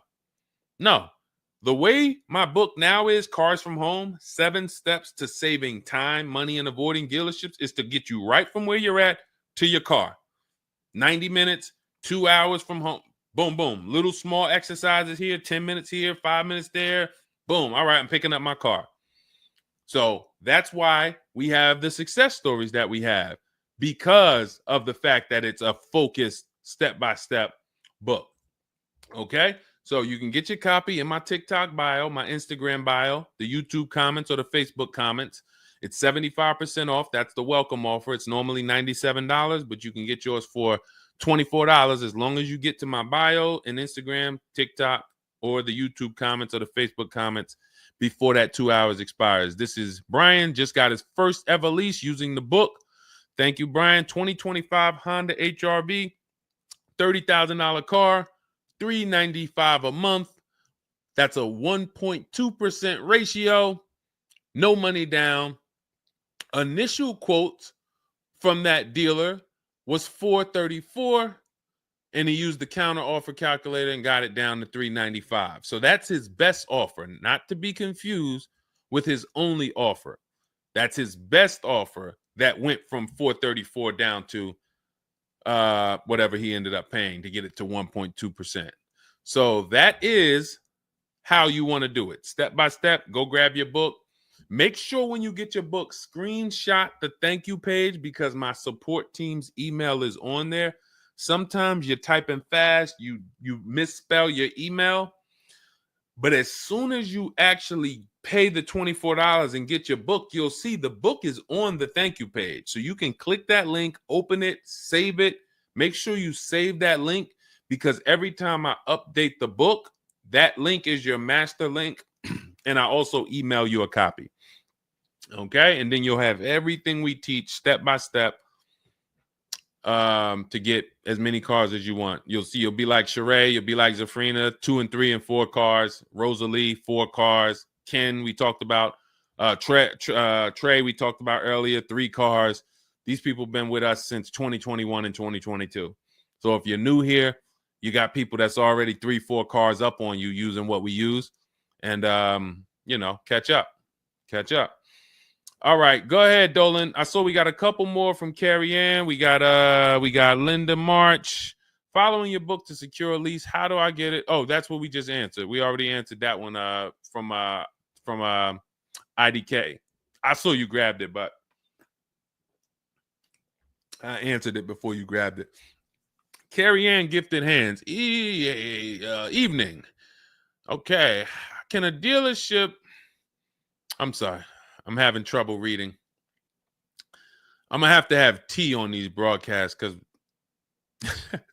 can a dealership take your newly purchased vehicle to a private mechanic without telling you? Actual dealership, because he refused to pay the money to get it fixed. Can a dealership take your newly purchased car? So if they're taking it to a private mechanic, then it most likely does not have a manufacturer warranty, because if it had a manufacturer warranty, for example, Kia has a 10-year manufacturer warranty, bumper to bumper warranty. I think it's 10-year bumper to bumper. But when the manufacturer puts a warranty on a car, dealerships don't really want to take it anywhere, because the manufacturer is covering the cost. They're covering the cost of the parts. They're paying the dealership for the labor. So it sounds to me like you got a pre-owned car and it was newly purchased to you, but it doesn't have a warranty. So they may have offered you some form of warranty. Maybe they put something in writing, and whenever you buy a car, you should have something in writing on the buyer's order. This is why we have a whole step in my book for paperwork and protection. That's step 6, because you need to have certain things in writing before you actually take delivery or pick up. But it sounds like they probably had an in-house warranty, like, hey, if you come back, you got 30 days or 3,000 miles, or you got 90 days, and if anything goes wrong, just come on, bring it back. And now you brought it back because you had an issue, and they're looking and saying, well, our guys can't fix the issue, or we don't want to pay our guys to fix it. We're going to pay, this guy over here, and he's going to fix it. He can do that because there's nothing in writing that says he can't do that. And she said, correct. Ask me how I know. I swear, the reason why I invite you into my world, guys, is because everything that you think is complex is totally normal for us. That's a crazy situation for you. I can tell you exactly what's going on because I've seen this situation for the last 20 years. So when you're coming into our world, it's like, wow, this guy really knows. I see why he can kind of keep me calm, because this stuff is calm for me. That's where I want you. It's like being with somebody and you're going into a scary situation, but they've been here 200 times. Oh, it's dark back there. No, nothing ever comes from back there. When we get up here, you're going to hear some sounds in the bush, but that's just little raccoons and they're harmless. They actually like, oh, okay. You start to get more comfortable because the other person has been here a lot. So there's nothing in writing that says he can't do that. But if it is in writing that he needs to fix the issue, that's really all you care about. What's really in writing is you need to fix this. How you fix it and who you get to fix it, that's your internal business. If you want to take it and outsource it to another mechanic because your mechanic can't figure it out, that's fine. Some dealers have a relationship with a dealer up the road. So if, a used car dealer might take it to a Subaru dealer if it's a Subaru, and they might, but their thing is they need to get it fixed because they're obligated. You said just purchased it, went back into the shop 2 weeks later, still did not have it back. Exactly. So they're going to try to do everything possible to get it fixed. And that may include taking it to someone who they think can fix it. Now, I assume, are your payments due? Did you start a loan? Because this is different if you have a loan and you have my car and I have a payment due in 2 weeks or 3 weeks or 1 week. And if my payment is due, then I'm going to actually wait probably 1 month. And if I don't have anything in writing of when I'm getting this car back, then I'm going to make a police report. And because now I'm getting ready to either unravel this deal, you got to give me a car. I need to, and watch this. Why the police report? It's to document what's happening. First of all, people don't like to see police pull up to their, it's leased. It's a brand new car.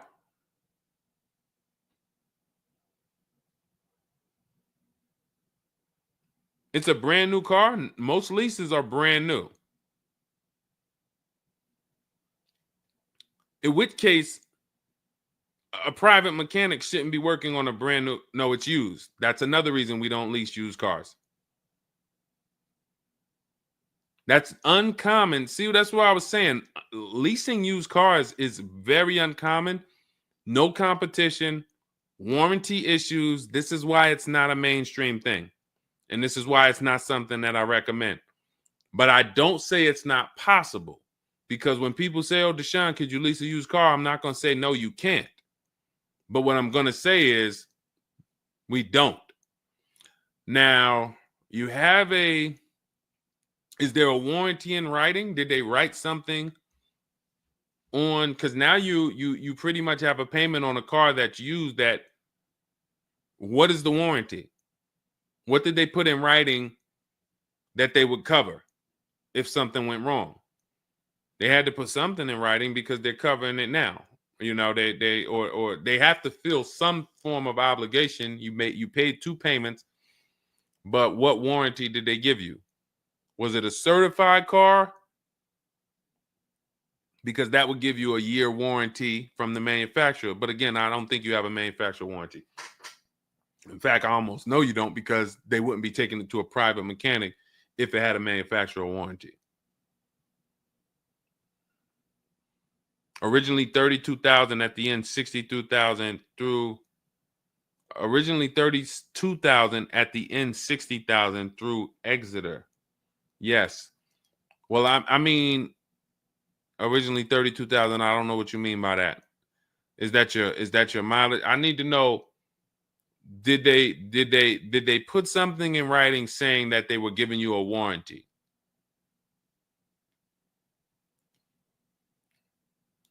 We'll try to work through this, because it's no different than if you bought a car from them. There's a bank involved, but it's a used car. It's no warranty, and they're pretty much holding on to it and trying to fix it. And if they can't fix it, we need to know, are they obligated to fix it or not? If there's nothing in writing saying, hey, you have this time where you can bring it back and we'll fix it, then that's gonna be that's gonna be hell for you. So we really don't want that. So, but I can't tell you how to approach this without knowing what is in writing. And again, when you get my book, not you, I'm just gonna try to help you through, but I'm talking to you. That's why we have step 6 is paperwork. Because when you're sitting there looking at a bunch of paperwork and they're telling you to sign it, okay, sign this now. All right, this is your motor vehicle stuff. This is your okay, do you want this? What is important and what's not? What is important and what's not important? Out of all of this stuff, there may be 1-2 words on here that I need to know. I need to look at that buyer's order, and I need every used car, every single used car. I need to know what the warranty is when I drive off. Is it as is? That means when I drive off, it's on you. If the axle falls out on the highway 5 miles from here, you just signed an as-is deal. Buyer beware, it's on you. Is it 30 days, 1,000 miles? Who's going to do the work? Is it from the manufacturer? Is it from this dealership? Where can I go and use this at? You got to come back here. Do I have to go? Is this a nationwide warranty? I need to know what is covered on this paperwork so that I don't end up in a situation that we're trying to get out of right now. The warranty is through portfolio protection.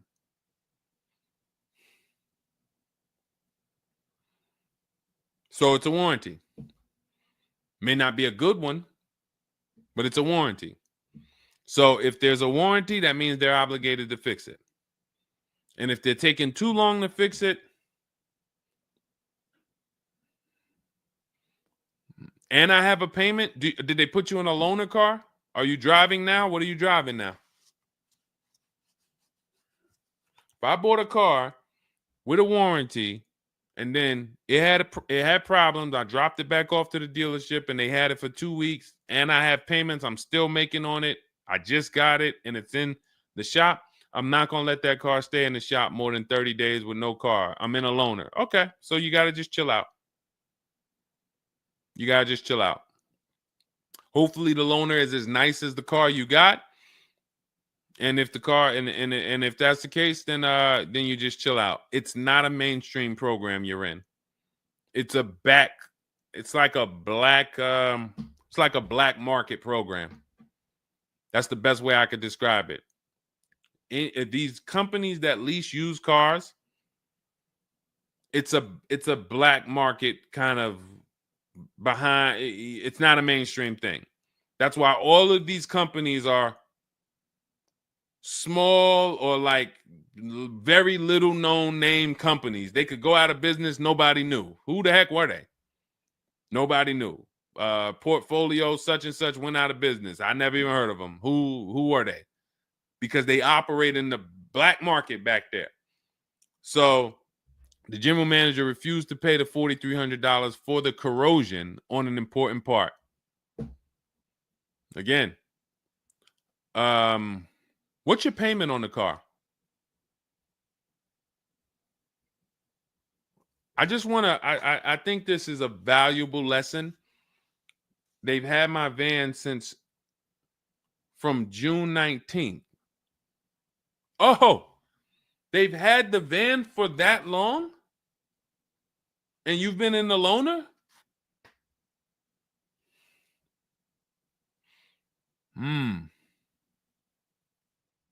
Holy crap. All right, what do I do from you? What's your payment on the car?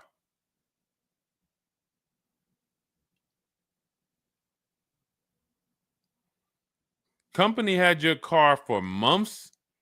You leased it, dropped it off because it was having problems. They've had it for months and can't fix it. And you're paying $775 a month. What kind of vehicle is this?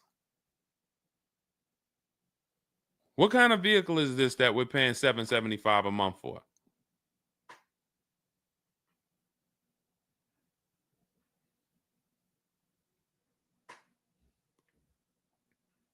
I just want to give you some time to type. I mean, I like to try to give you, I like to try to give you a like, what would I do in this situation? And then you have to realize that you can never put yourself in this situation again. Pacifica, a Chrysler Pacifica. It's just getting worse and worse. $775. Do you know what you could be driving for $775? See, the used car leases. Why the used car leases? They don't even make financial. It's not even like a huge financial win. If you'd have told me I'm driving a Chrysler Pacifica and it's $300 a month, $250 a month, then I'd said, okay, well, maybe they're giving you a stupid deal. But I could show you 5 cars for $775 a month that are $80,000 and $90,000 cars, brand new cars.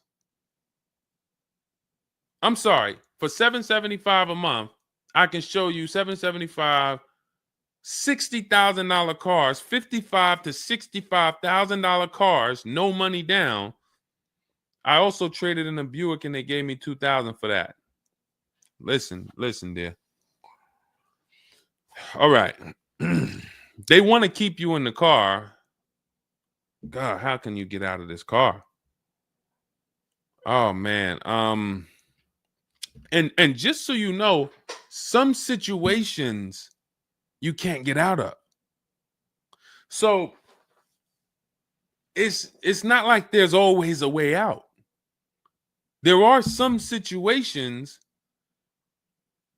That's why the reason why I want you to have my book, 7 Steps, Cars from Home, 5-star rated, Google it. The reason why is because you're not going to, once you sign that paperwork, it's not as easy as you've been taught to just get out of it. If it's a bad deal, if it's an overpayment, you go switch your car, it doesn't mean you got out of that deal. You just got out of that car. You rolled over the negative equity to this deal. Car deals are like, once you sign them, the damage is done. And then it's about, all right, what's the best way to get out where I lose the least amount of money on this deal? But I'm going to lose. Negative equity, it's going to be there. So it's much better to arm yourself beforehand than to say, all right, I'm in this situation now. How do I get out of it? Because some situations can't be gotten out of. People used to walk into the dealership, they got 15,000 of negative equity. Oh man, you can't get me in nothing. Can't get you in nothing. Well, when I put you at this car, you see this car, you like it, right? Yeah, man, I like that. All right, I got you the $450 a month on that car. That's a good payment. Absolutely, man. Come on, I'll take that right now. Okay, now let's bring your $14,000 of negative equity over. Yet $450 a month. That goes up to now $700 a month. Oh man, shoot, man, yeah, nah, that I can't even afford that. But hey, here's the bad part. Even if you could afford it, the bank's not going to approve it. So it doesn't matter if you could afford it because the bank's not going to approve it. So you cannot get out of that car. So that's why you arm yourself now. That's why I'm telling you, before you need a car, before you go sign the paperwork, make sure that you are armed with the right information.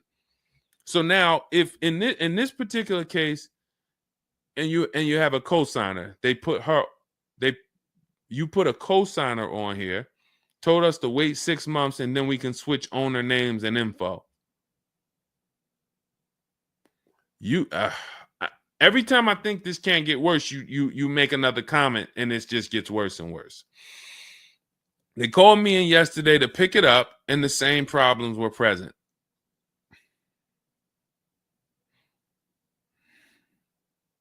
Good Lord.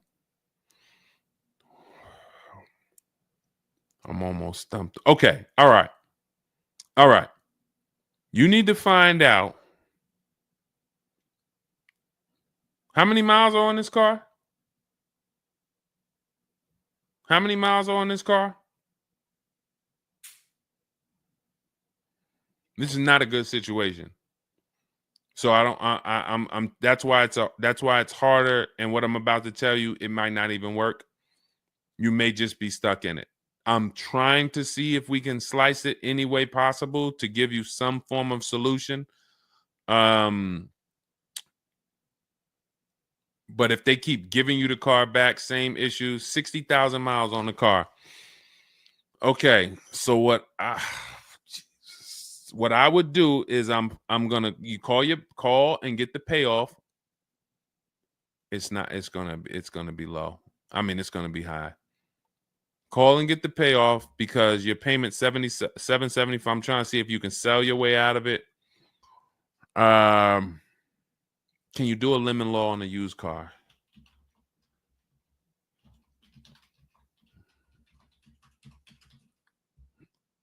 Let's see. Yes, some states have lemon laws that cover used cars, but the specifics vary by state. What state are you in?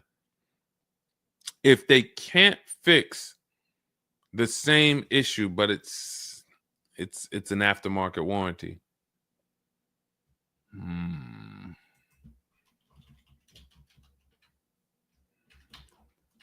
What state are you in?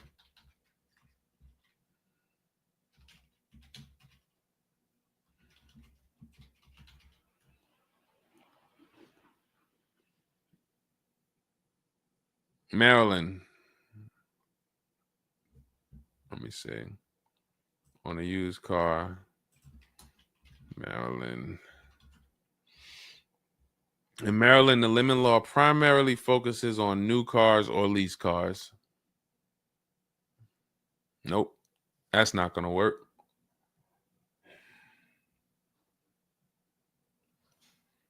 Jeez. I'm gonna be real with you. You could shoot me an email. I don't know if you can get out of this.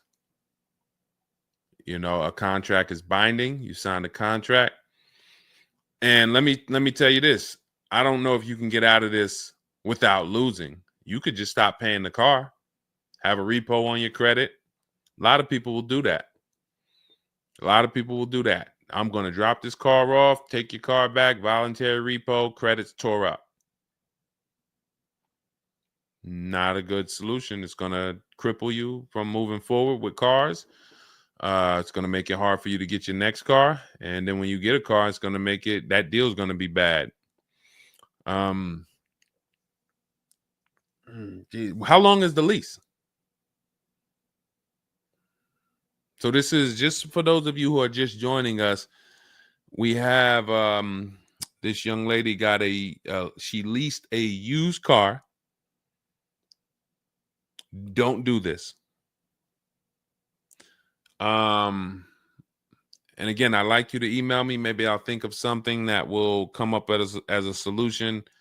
But you know,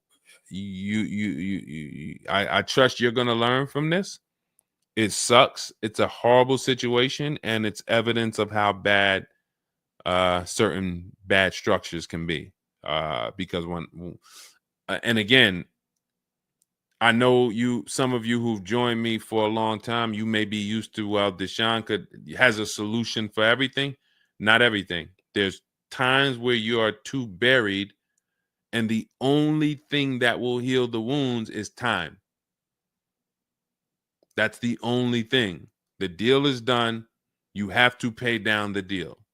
And then in a year, 2 years, you might be able you might be able to make a move. But you have to suck it up, bite the bullet, and we might be able to lean on them to get the car fixed. 78 payments. How? You said you leased it. This is a loan then. This isn't a lease then. 78 payments. You're in an 80-month loan on a Chrysler Pacifica paying $775 a month. It's not a lease, that's a loan, and it's 8 years that it's 7 years.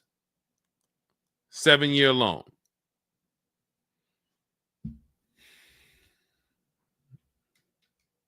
I mean, this is why I do what I do. You know, like, I don't want you thinking, okay, maybe you don't sign, maybe you don't make a mistake that is this serious, but this is cars. When I'm breaking down these big numbers and I'm throwing out these big numbers, oh, this is a $4,000 mistake. Oh, if you don't do this, yep, you're looking at about $4,000 or $5,000 you're gonna leave on the table. You take a loan that's too long, yep, you're gonna overpay by probably about $4,000 or $5,000. That might sound like nothing to you, but how I'm telling you based on me being in dealerships and seeing situations where I'm like, you made a lot of mistakes. You combined all the mistakes and you made them. So I mean, I'm just Jesus. So you're in an 80-month loan, not a lease, and you have $775 a month to pay. You are. So that means that loan, just to give you an idea of how much you've paid, you've been charged for this car. It's $775 a month times 80 is $62,000. So we're paying $62,000 over 8 years, over almost 8 years, or almost 7 years. Wait, 80 months, not 84. So yeah, almost 7 years for a Chrysler Pacifica. So we can't trade out of it. We can't sell our way out of it. That car is probably worth $20,000 at best. 2021 Chrysler Pacifica, 60,000 miles on it. That car is probably worth $20,000. But they charge you. You're going to end up paying $60,000 for it. Jesus.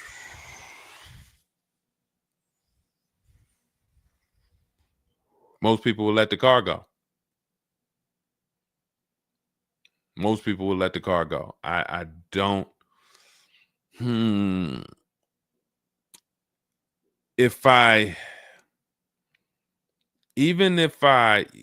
you run your negative equity, that is exactly what it's saying. 62,000. It's exactly what it's saying. $62,400 to be exact, including the $2,000 down payment.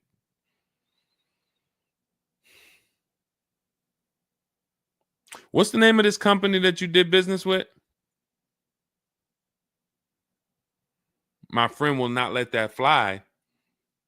That is one of the worst car transactions that I've ever seen anyone in. And your friend is on the deal with you as a co-signer. This is level 10 out of 10 bad. Rich Morton Mazda. Do you know what your credit score was roundabout when you made this deal? Rich Morton Mazda in Maryland. Everyone remember that name. Rich Morton Mazda in Maryland. Stay away from them. This is one of the worst deals I've ever seen. She is the main person they told me I could not sign the papers.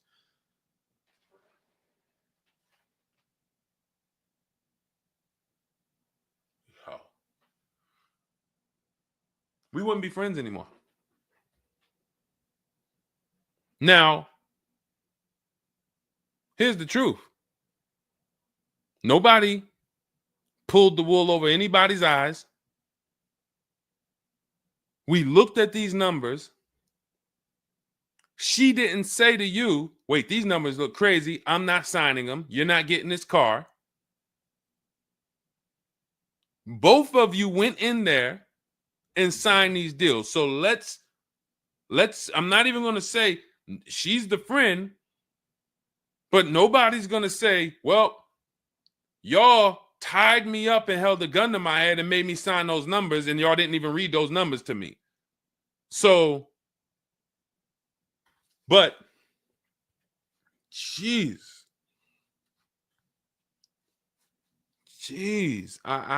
this, you're buried. You are buried in this car. The only way, and what's crazy is, even if you voluntarily let it go, you ruin your friend's credit. Because she's the one who signed for the car. Bad, bad, bad, bad, everything bad. I wish there was a silver lining that I could think of. What I would do is I would find, you need to find out how upside down you are. You need to go on CarMax, write down these 6 sites, write down these 6 websites. You need to go on CarMax, Driveway, Kelly's Blue Book, Cash Offer, Auto Nation, Carvana, Car Gurus, Cash Offer. And you need to see what that car is worth. Let's say they say the highest offer is $25,000. $25,000. The total of your payments is not what you owe. That's what you would have paid after 7 years. You need to call the bank and you need to get the payoff. That is what you do tomorrow morning. You go on those websites tonight or today. You find out what this Chrysler Pacifica is worth. And then you call the bank tomorrow or the next or whenever, and you get the payoff. And you need to know what that gap is. If that gap is $25,000, then I am trying to get out of that car, and it might not be this year. It might not be this year, but I need to right now. I would go into an electric car lease where I could get, like, there are certain electric cars, and if I was shopping them, I would choose a bunch of them that were 50. I mean, I got a couple people who've gotten Like Val, she just got her electric vehicle. Some of these electric vehicles people are saving. This is a 1.16, but even going back to Zafrina's first deal, she got an electric car and she probably got like close to 17 grand off the car. Milligan, I always use Milligan because she got one of the biggest discounts ever using what we use. It's an electric car, but she got, where's Milligan? I got to label these better, Dolan. Remind me I got to label these better because I cannot just cycle through these. Sean got 20 grand off. The reason why you need a car that when you shop your deals, you need like $30,000 off the price of the car. And because right now you're paying a high payment and the car is worth nowhere near what you're paying. So as you pay $775 every month, you're paying it towards an asset that is worth nowhere near what you're paying. You also need to find out if you have gap insurance. So I'm going to give you those 2 homework assignments. And then the next time we're live, you jump on the show and you tell us what you did. Those 2 homework. Find out if you have gap insurance. And then you need to get your payoff and go on those websites and get the cash offers and find out what the gap is. Because if the gap is $25,000, then what I'm doing is I'm shopping. If you listen, you get, if before I tell you to get the book so that you can shop a bunch of different electric cars from home, you need to get $25,000 off the price of some electric car. While they still got the rebate, while they still got the incentives, those incentives are going to go away. When do the electric car incentives go away? Let's see. Hold on.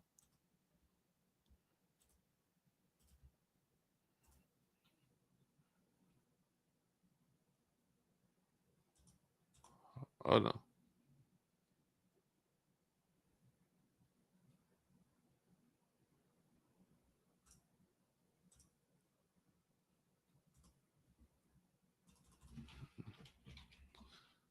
When do EV incentives?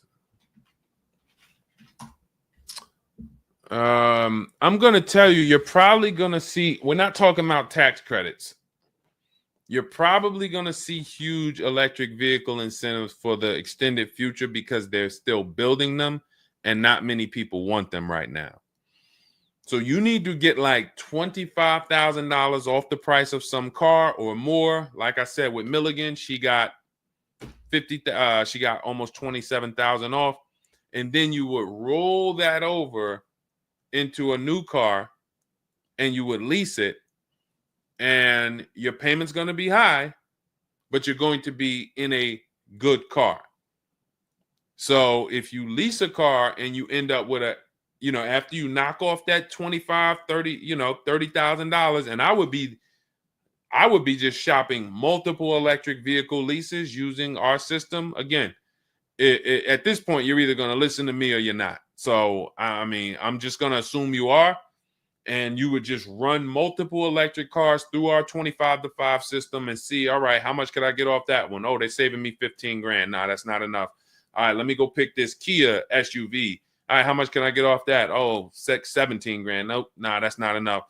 Oh, let me pick this one.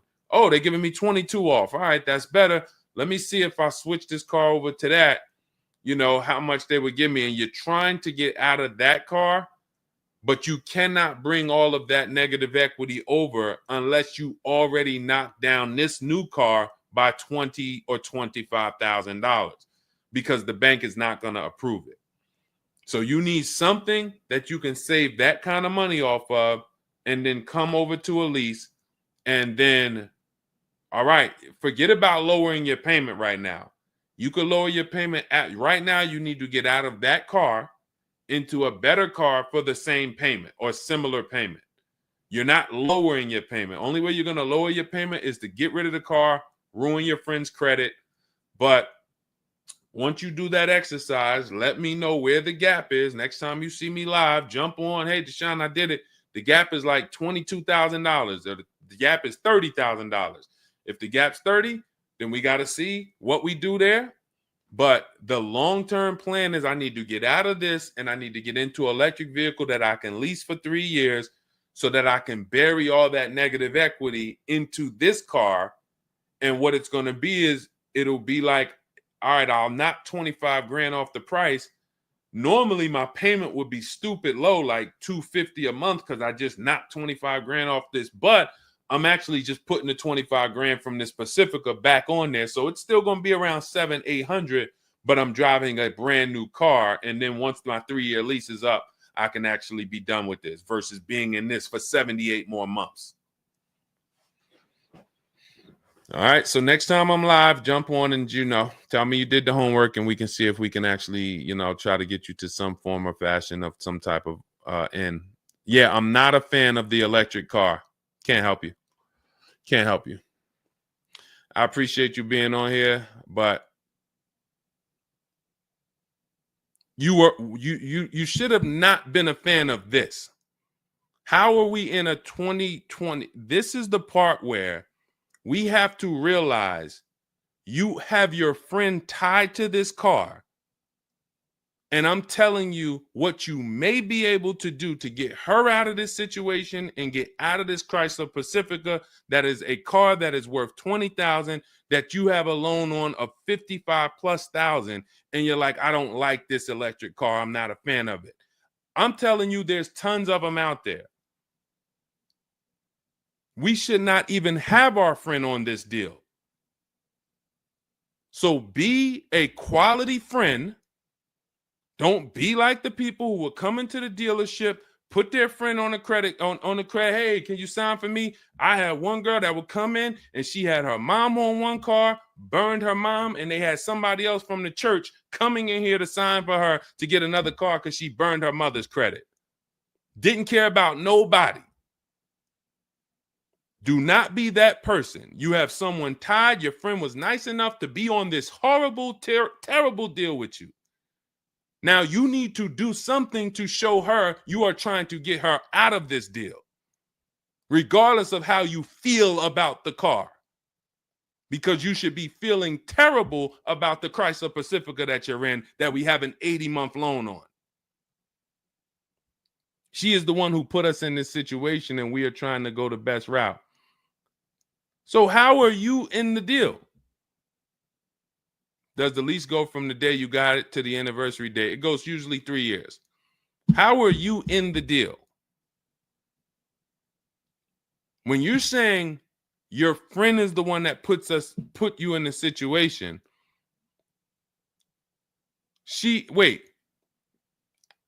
in one breath you're saying, believe it or not, she's the one who encouraged me to get it. And then in another breath, you're saying she's the one who put me in the deal, who put us in this situation.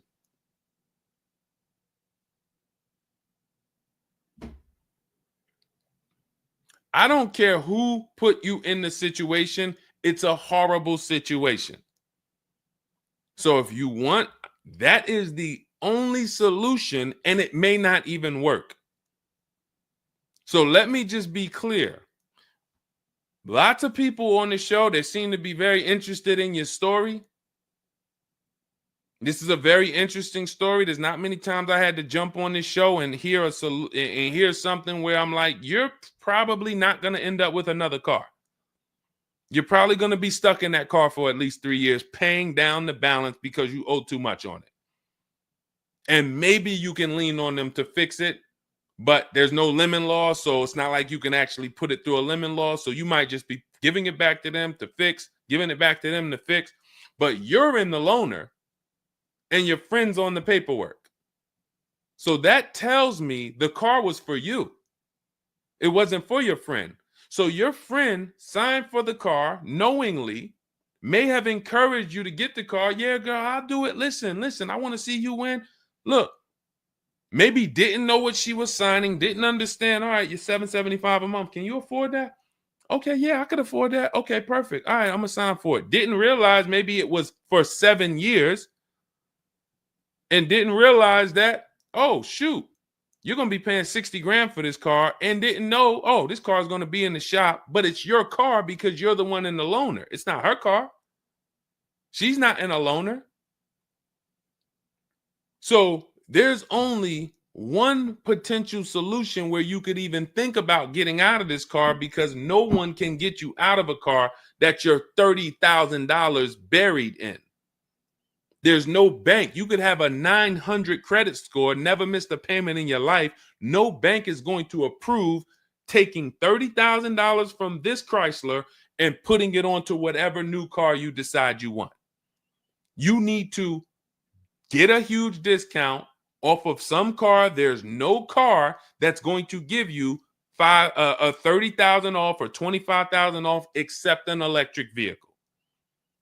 So if I'm telling you something that may not even work, but it's your only route, that's all you got. You want to come up with something else, repo the car, ruin your friend's credit, I got nothing to do with that. My only job is to try to provide and advise a solution to when people tell me, this is my situation, this is my goal. Normally people have 2 or 3 options. You have half an option. Like, you ever play spades? 1 and a possible, 3 and a possible. You have none and a possible. The possible might not walk.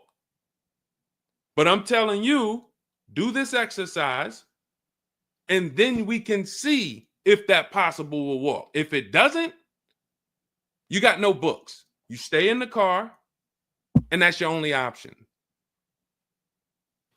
It's a bad situation. One of the worst I've ever seen. And I'm not saying that to beat you up. I'm saying that so you realize the severity of the transaction. So if I have to bite this bullet and I got to pay this car for the next 2 years, 3 years, it's because I'm in a bad situation.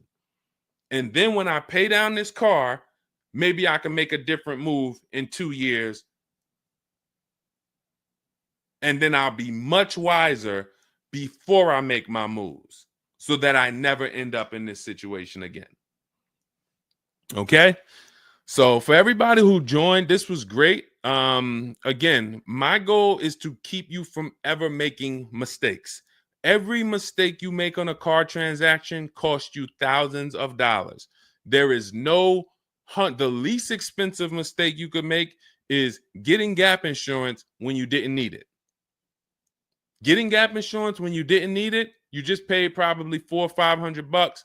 You didn't need it. All right, you lost $400 or $500. That's the least expensive mistake you can make on a car.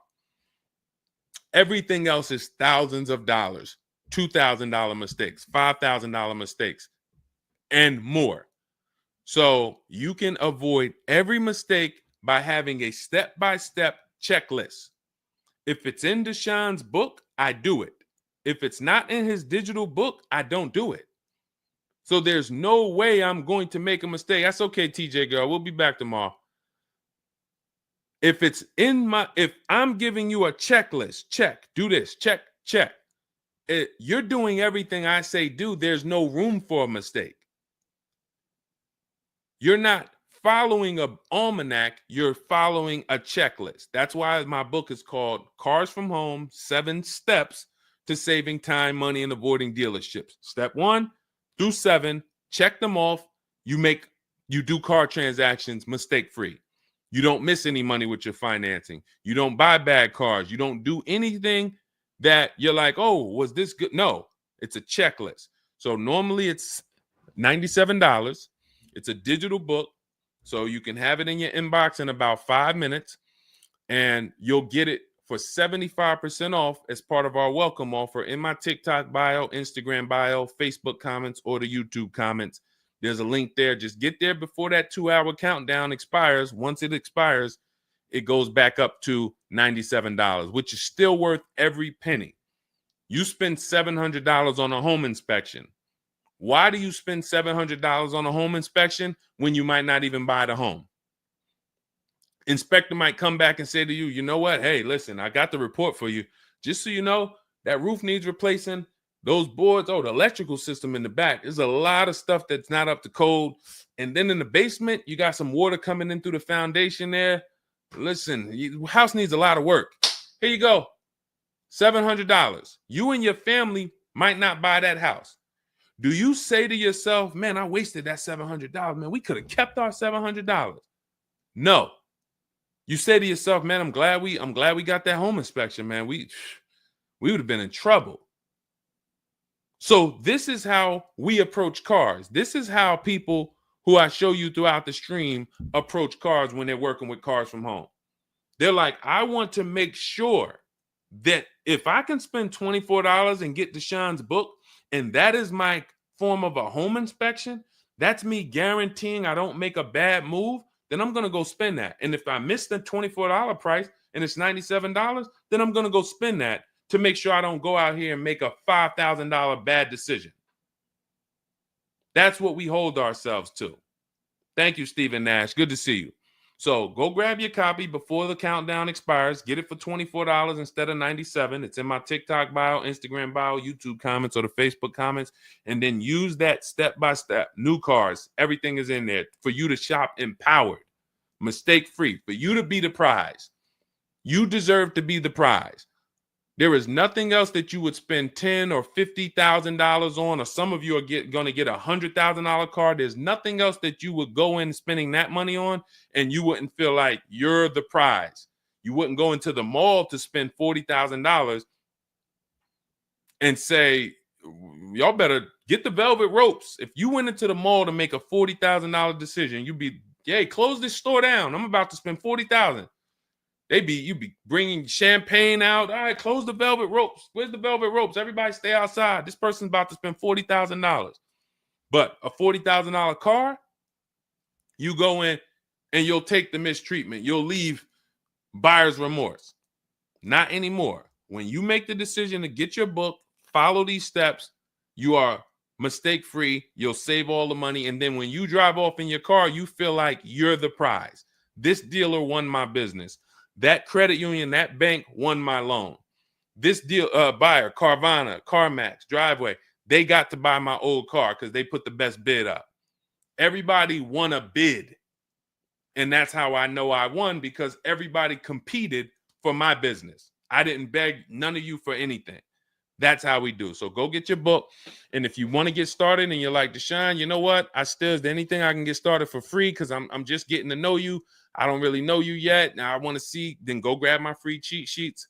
Dolan will put a link in the comments for you guys. It's Deshone's cheat sheets. It's also in my TikTok bio, my Instagram bio. And you can see what we give to people who want free advice to get you started. But if you're like, no, give me the blueprint. Give me the bang, bang, step-by-step, start to finish. That's my digital book. Go get it. And carry in gifted hands. Please check back in with us. Let me know when you do that exercise how big that gap is between what the Pacifica is worth and what the cash offers will buy, what will pay for it. And then hopefully you can get to some solution. So I appreciate you sharing the story. I appreciate you being forthcoming, and certainly we'll wait to hear from you. Thank you everybody for joining us. We've been on here for almost 2.5 hours. It was a longer show, but I hope you all got a lot out of it. We talked a lot about all different things. Yeah, that's Denzel on the bookshelf. Absolutely. I got a lot of people on the bookshelf. I got Lucille Ball on the bookshelf. I got Miss Harriet Tubman on the bookshelf. Mr. Marcus Garvey. Who knows who that is?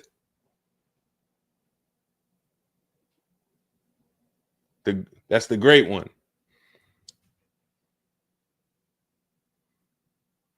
Y'all know what it is. I only have the greats around me. Alexis Chu, you don't know who that was? Who could tell Alexis who that last person was? Man, you better get up on the honeymooners.